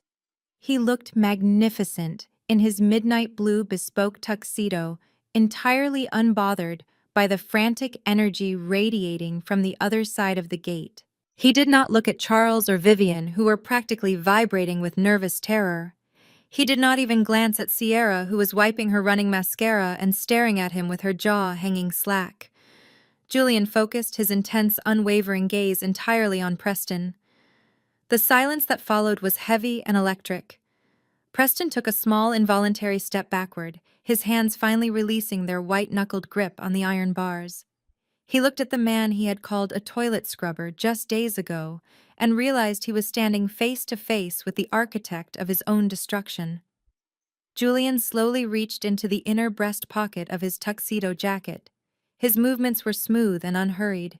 He pulled out a small rectangular object. It was the $50 Starbucks gift card that Preston had tossed across my parents' mahogany dining table. Julian looked at the green plastic card for a brief moment before crouching down slightly. He slid the card through the narrow gap at the bottom of the iron gates. The plastic scraped softly against the stone, stopping exactly at the tip of Preston's ruined Italian leather shoes. "I appreciate the early wedding present," Preston, Julian said, his voice deep and completely devoid of warmth. "But my wife and I will not be needing it. You should probably hold on to that $50. You are going to need every single cent you can find to pay for your criminal defense attorneys." Preston looked down at the gift card as if it were a venomous snake. He tried to speak, but his voice was a pathetic, raspy whisper. "Mr. Vanguard, please." Preston begged, his entire arrogant demeanor completely eradicated. "You have to let me explain the portfolio. The numbers were just aggressive projections. It is standard industry practice. Do not insult my intelligence." Julian interrupted, his tone remaining dangerously calm. "Vanguard Holdings does not invest in fairy tales, and we certainly do not fund Ponzi schemes. My analysts tore your pitch deck apart 3 months ago. You do not own half the commercial properties you claim to manage. You have been taking capital from new investors to pay off the dividends of your older investors. You are not a hedge fund manager, Preston. You are a common thief wearing an expensive suit." Charles let out a loud gasp, clutching his chest, as if he had been physically struck. He turned his head slowly to look at his son-in-law. A Ponzi scheme. Charles whispered, his voice shaking with a mixture of rage and profound horror. Preston, you told me those investments were guaranteed. You told me my retirement funds were secure. Preston ignored Charles entirely, keeping his desperate, pleading eyes locked on Julian. We can restructure. Preston babbled, sweat dripping off his chin. I can sign over my voting rights. I will give you majority equity. Just sign the Lifeline document tonight. You have the capital. 50 million is nothing to you. 50 million is exactly what I spent acquiring the commercial block your firm currently rents. Julian replied smoothly, crossing his arms over his chest. I am your new landlord, Preston. I know exactly how far behind you are on your lease payments. You hosted that pathetic wine tasting event tonight, knowing perfectly well that my office had formally rejected your proposal weeks ago. You lied to every single person in that country club just to buy yourself a few more days of freedom. Sierra let out a loud, piercing sob, grabbing Preston's arm. Tell him he is lying! Preston, she shrieked, her voice completely unhinged. Tell him we are rich. Tell my father you did not lose our money. Preston could not even look at his wife. He just stared at the gift card lying on the dirt. The facade was entirely dismantled. He had spent years pretending to be a titan of industry, looking down on anyone who worked with their hands. He had convinced my parents to worship him and discard me, all based on a massive financial lie. And now the man who actually built things, the man who truly possessed the power Preston so desperately craved, had just exposed him as a total fraud in front of the entire family. Vivian let out a low, agonizing moan, sliding down the stone pillar until she was sitting on the cold, hard ground. She realized that the golden child she had worshipped had married a criminal. Her entire social standing, her wealth, her future, it was all built on stolen money. She had ruined her relationship with her only honest daughter to protect a thief. The irony was suffocating. Charles just stood there staring blankly at Preston, his mind completely broken by the reality that his trusted son-in-law had stolen his savings. Julian looked at the four of them, shivering in the cool night air. You demanded respect because you thought your zip code made you superior, Julian said, his voice carrying the heavy weight of finality. But out here in the real world, respect is earned through integrity. You have none. You threw my wife away because she refused to bow down to your fake empire. And now you get to watch your own empire burn to the ground from the outside looking in. Julian wrapped his arm tightly around my waist, pulling me slightly closer to him. He looked at Preston with eyes that offered absolutely no mercy. My firm was never going to save you. Julian continued, his words slow and deliberate. We saw the gaping holes in your ledger the second your proposal landed on my desk. But we were not the ones who found the initial discrepancies.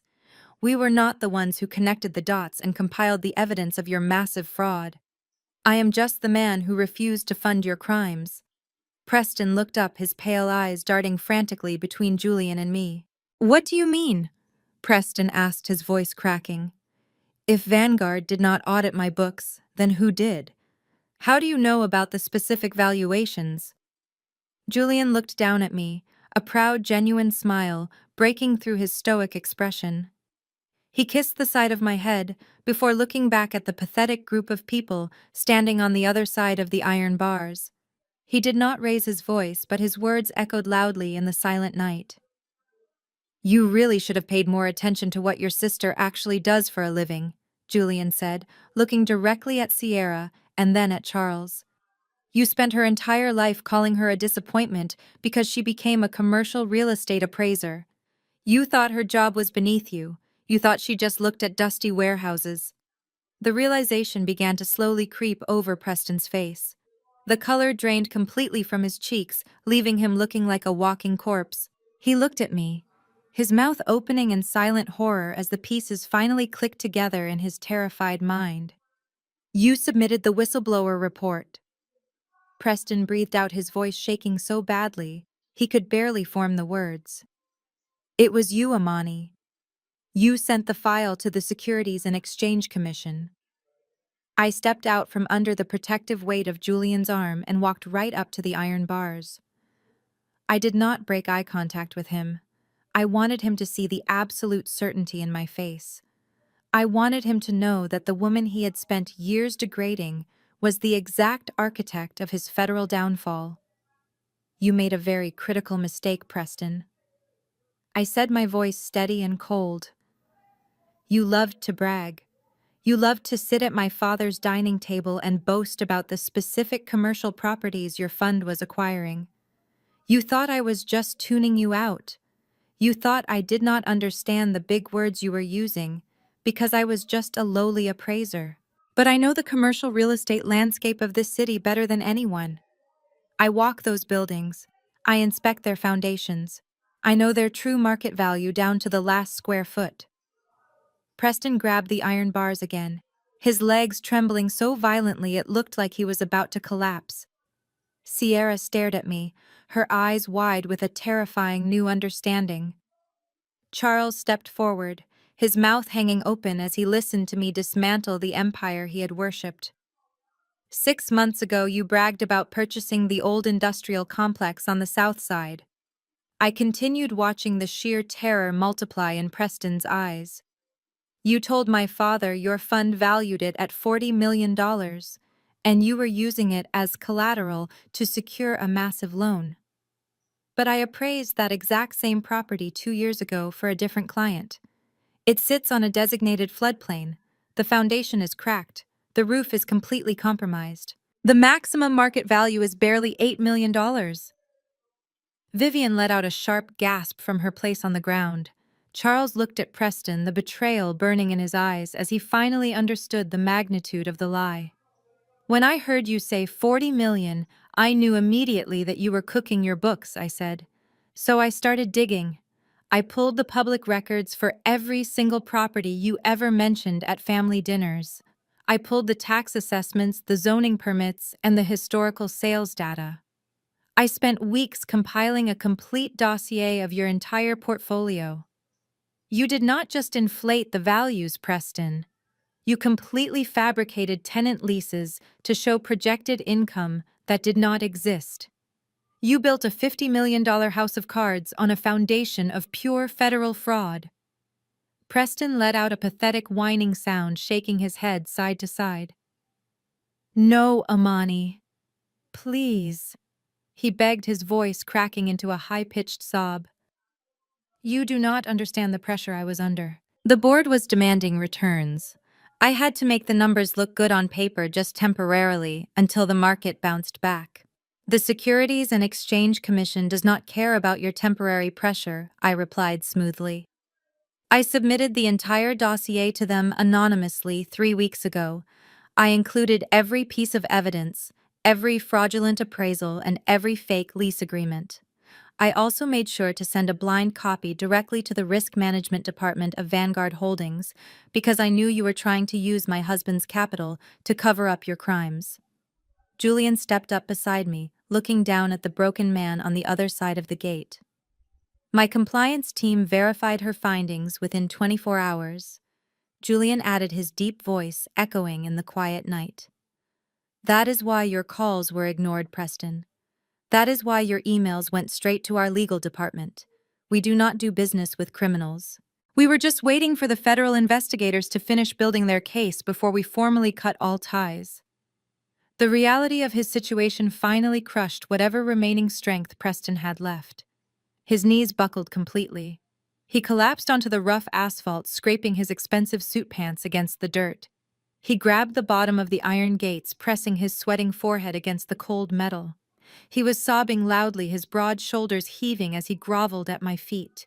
The arrogant white-collar executive who had tossed a $50 gift card at me was now begging for his life in the dirt. Amani, please, you have to call them. Preston wailed, his voice muffled against the iron bars. You have to tell the federal auditors you made a mistake. Tell them the dossier is flawed. If they freeze my accounts, I am finished. I will go to a federal penitentiary, Amani. Please, I am family. Sierra is your sister.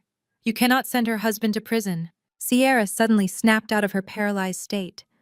The word prison echoed in her mind, shattering her delusion of a perfect, wealthy life. She lunged forward, grabbing Preston's shoulder and violently yanking him backward. "You lied to me," Sierra screamed, her voice completely unhinged. "You told me we were richer than Julian. You told me we were untouchable. Now you are going to prison and taking my entire reputation down with you." Preston ignored his hysterical wife, crawling back to the gate to look up at me with pathetic, desperate eyes.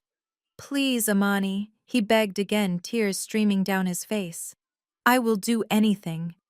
I looked down at the man kneeling in the dirt. "You cannot retract the truth from the federal government, Preston," I said, my voice entirely devoid of sympathy. "The investigation is already active, your fund is completely dead, and the saddest part is that you could have avoided all of this if you had just possessed an ounce of humility. If you had just respected the career I chose, you would have never bragged about your crimes in front of me.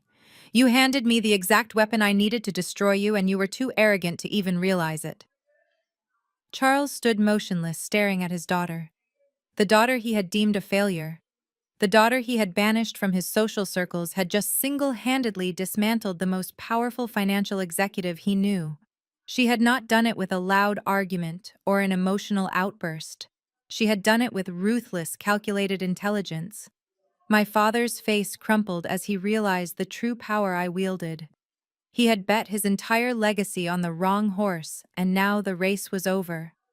I watched Preston weep against the cold iron. He was completely broken, stripped of every title and every inflated dollar he had ever claimed to own. For years he had sat at the head of our holiday tables dictating what success looked like. He had made me feel incredibly small, making jokes about my sensible clothes and my dusty work sites. He had convinced my parents that his way was the only way to matter in this world. Now his entire world was reduced to the rough pavement outside my wedding reception. Sierra fell to her knees next to him, not to comfort him, but because her own legs could no longer support the weight of her collapsing reality. She buried her face in her hands, sobbing uncontrollably as she realized her country club lifestyle, her designer wardrobes, and her wealthy friends were all about to vanish into thin air.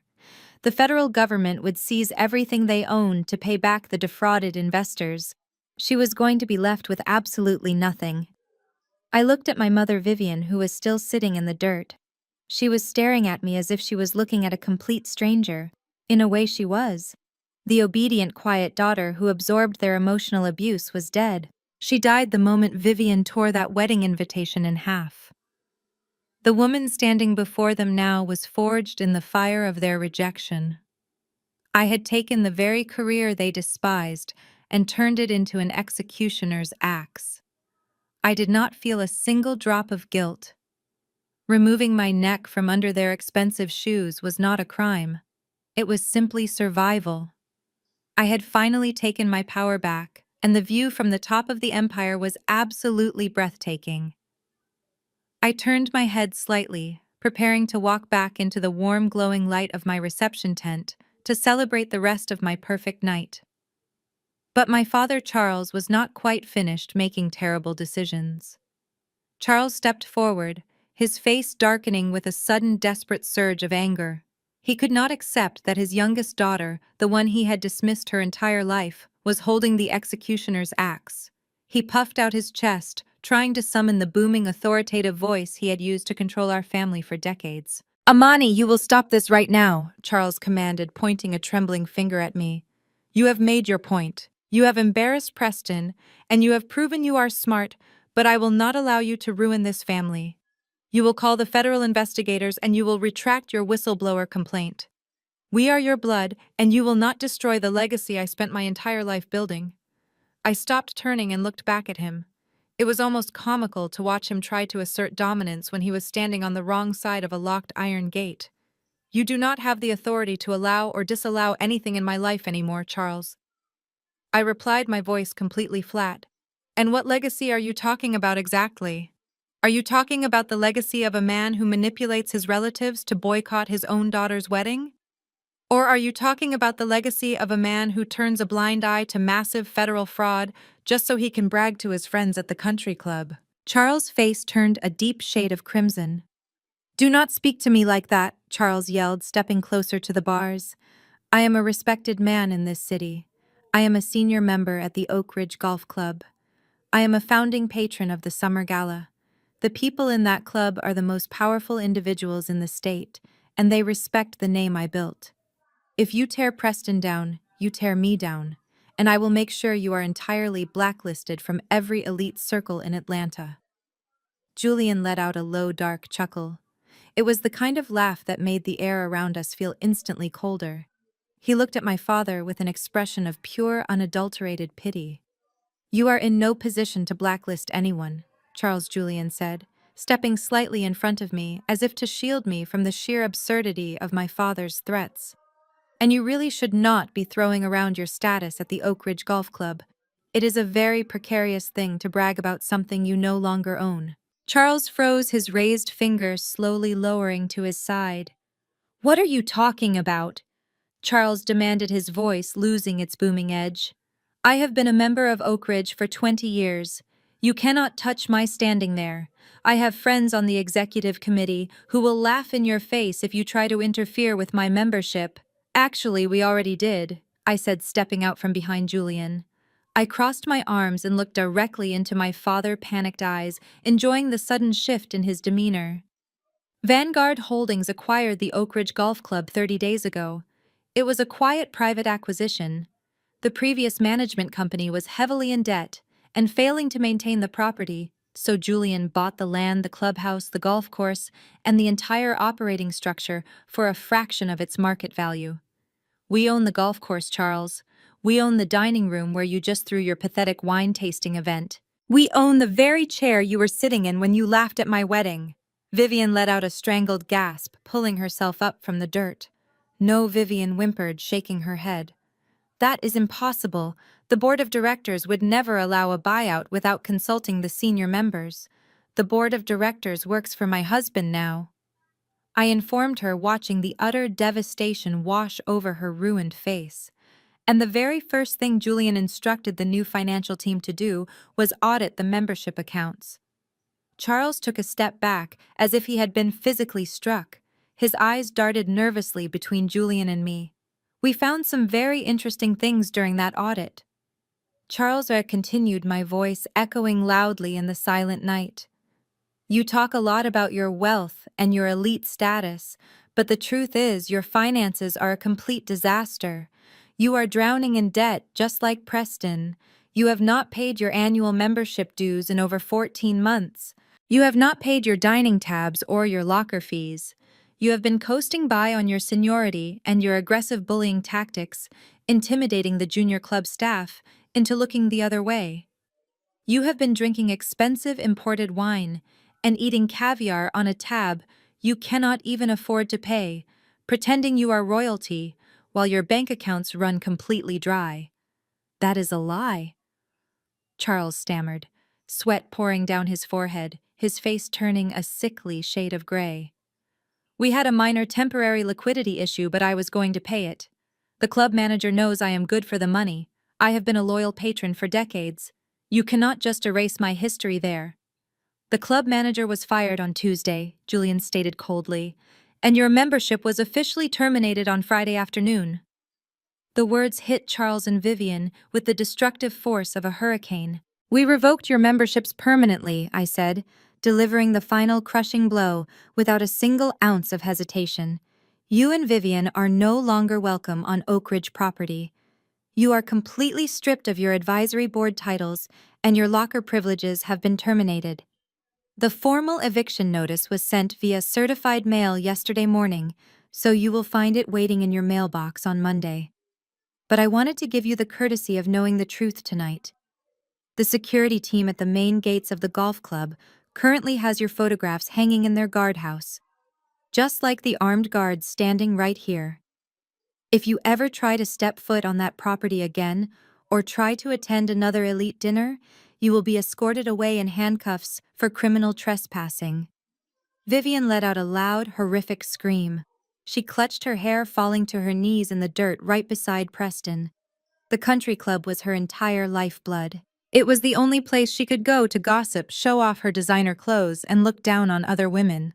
To be publicly banned for failing to pay her bills was a humiliation so profound it completely broke her fragile mind. My friend's Vivian sobbed hysterically, her voice echoing off the high stone walls. My friends are all there. Eleanor Kensington will know. The entire board will know we were kicked out for being broke. I cannot show my face in this city ever again. Charles, do something, tell them they are wrong. But Charles could not do anything. He leaned against the iron gate, his legs finally giving out under the crushing weight of his failure. He slid down the cold metal bars until he was sitting in the dirt right next to his weeping wife and his ruined son-in-law. The great patriarch, the man who had controlled our entire extended bloodline with an iron fist and a fat wallet, was reduced to a broken weeping shell. His son-in-law was going to federal prison. His precious social standing was completely eradicated. His wealth was exposed as a pathetic illusion. And his youngest daughter, the one he had tried so desperately to crush under his heel, had just conquered his entire world. The silence that followed was absolute. They had no arrogant threats left to throw at me. They had no fake financial leverage to use. They were entirely empty. I looked at the four of them broken, shivering and weeping on the dark asphalt, and I knew the war was finally over. I had not just survived their lifelong toxicity, I had completely dismantled the very foundation they stood on. Before Charles could even attempt to formulate another pathetic excuse, a sharp, piercing ringtone shattered the heavy silence. It was coming from Preston's jacket pocket. The sound was jarring against the quiet elegance of the botanical garden. Preston flinched, as if the sudden noise had physically burned him. He reached into his pocket with trembling fingers and pulled out his phone. The screen cast a harsh blue light over his pale, sweating face. He stared at the caller identification for a long, agonizing moment before slowly answering the call and lifting the phone to his ear. He did not say hello. He just listened. The voice on the other end of the line spoke rapidly, and the few words that leaked through the small speaker sounded clinical and unforgiving. I watched as the last remaining shred of Preston's humanity seemed to evaporate right out of his body. His jaw went completely slack. The phone slipped from his loose grip and clattered loudly onto the rough asphalt. Sierra stopped her hysterical sobbing for just a second. She looked at the phone on the ground and then looked up at her husband. "Preston, what is it?" Sierra asked, her voice trembling with a new wave of terror. "Who was on the phone? What did they say?" Preston slowly turned his head to look at her. His eyes were completely hollow. "They froze the accounts," Preston whispered, his voice barely audible over the night breeze. "The federal authorities just executed the seizure warrants. They froze the hedge fund accounts. They froze the personal checking accounts. They froze everything, Sierra." Sierra stared at him, her brain struggling to process the absolute finality of his words. "But we still have the house," Sierra stammered, her hands shaking wildly as she reached out to grab his arm. "We can sell the house, Preston. It is worth $4 million. We can liquidate the assets and pay for a defense team. We can start over." Preston let out a dry, hacking laugh that sounded entirely unhinged. He looked at his wife with an expression of pure manic defeat. "There is no house, Sierra," he said, the words spilling out of him like toxic waste. "I double mortgaged the estate 6 months ago. I forged your signature on the loan documents to secure more capital for the fund. I took every single cent of equity we had to cover the bleeding, and I lost it all. The bank owns the house now. We have absolutely nothing left." The silence that descended upon the group was absolute and terrifying. Sierra stood completely frozen. Her designer dress, her perfect hair, her country club status. It was all built on a massive, devastating lie. She had spent her entire life looking down on me because she thought she had secured the perfect, wealthy husband. But her perfect husband had just secretly gambled away the roof over her head. A feral, inhuman scream ripped through Sierra's throat. It was a sound of pure, unadulterated agony and rage. She lunged forward with terrifying speed, throwing her entire body weight against Preston. She tackled him hard into the side of the iron gate, her manicured hands turning into violent claws. "You stole my house!" Sierra shrieked, tearing at the lapels of his expensive suit. "You forged my name, you pathetic fraud! You ruined my entire life!" Preston raised his arms trying to protect his face, but Sierra was relentless. She slapped him and scratched him completely, losing her mind in the dirt. Charles and Vivian were too broken and exhausted to even try and stop her. They just sat on the ground watching their golden child tear her fraudulent husband to pieces. Suddenly, the quiet street was illuminated by the sweeping headlights of multiple approaching vehicles. I looked past the violent struggle at the gates and saw 3 large black vans speeding down the private road. They did not look like police cruisers. They pulled to a harsh stop right behind Preston's luxury vehicle. The doors slid open, and a swarm of people poured out holding massive cameras and bright flashing lighting equipment. They were financial reporters and paparazzi. They had been tracking Jay Vanguard's movements all week, desperately trying to secure the first exclusive photos of the phantom billionaire's private wedding. They had followed the rumors to the botanical garden, hoping to catch a glimpse of the reception. But instead of photographing a glamorous bride and groom, they found a completely different spectacle waiting for them at the front gates. The reporters immediately recognized Preston. His face had been heavily featured in local financial magazines for years. The bright white flashes of their cameras began going off like aggressive strobe lights cutting through the dark night. They captured every single pathetic moment. They photographed Sierra screaming and physically attacking her husband. They photographed Vivian sitting in the dirt with her torn silver gown, trying to hide her face. They photographed Charles, the great patriarch, slumped against the iron bars looking like a defeated beggar. The journalists began shouting rapid-fire questions over the sound of Sierra's screams. Preston, is it true the Securities and Exchange Commission just raided your offices? Charles, what is your family doing outside the Vanguard wedding? Are you involved in the hedge fund fraud? The questions hit them like physical blows, entirely exposing their humiliation to the entire world. They were trapped. They could not escape the blinding lights and the ruthless documentation of their complete downfall. The family that had spent decades meticulously crafting a perfect, untouchable public image was now having their darkest, most pathetic moment broadcasted live to the very elite circles they worshipped. I stood a few feet away from the iron gates, safely insulated from the absolute chaos unfolding on the street. The bright flashes from the paparazzi cameras cast long, shifting shadows across the stone pathway, but the blinding light could not touch me. I watched my mother trying to hide her tear-stained face behind her dirty hands. I watched my father cowering from the reporters. I watched my sister clawing at the man who had destroyed her life. I did not feel the need to gloat. I did not need to scream at them or demand apologies. I did not need to list the decades of emotional abuse they had inflicted upon me. The universe was currently doing all the screaming for me. Standing there, looking at the pathetic wreckage of my toxic family, I realized that my anger had completely vanished. It was replaced by a profound, unwavering sense of peace. For 29 years, I had believed their narrative. I believed I was the broken one. I believed I was the disappointment who could never measure up to their impossible standards. I had bent over backward trying to shrink myself so they could feel bigger. But as I watched them scramble in the dirt under the harsh glare of the media, I finally saw them for what they truly were. They were small, insecure people who hid behind expensive clothes and country club memberships because they had absolutely nothing of value inside their souls. Julian stepped slightly closer, his arm sliding down from my waist to gently interlock his fingers with mine. His grip was warm and grounding, anchoring me to the beautiful reality we had built together. He did not say a word.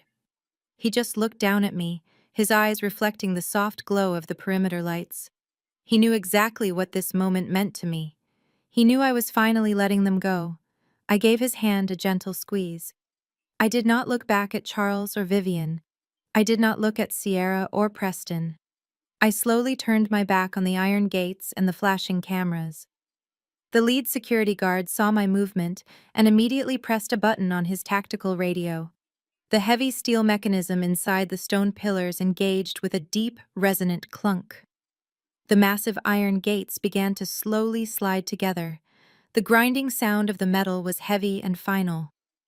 As the gates closed, the frantic screams of my sister and the shouting of the reporters were slowly muffled. The blinding white flashes of the cameras were cut off by the thick iron panels. The lockdown was complete. The toxicity, the manipulation, the endless cruelty was permanently locked on the outside. Julian and I walked slowly back up the manicured stone pathway. The air smelled of sweet jasmine and fresh earth again. The triumphant music from the string quartet drifted toward us from the reception tent, wrapping around us like a warm embrace. The tent was filled with people who respected us, people who built true empires, and people who knew the value of genuine loyalty. I looked down at my custom silk gown, completely pristine and untouched by the dirt of my past. I thought about the torn wedding invitation sitting on my mother's china plate.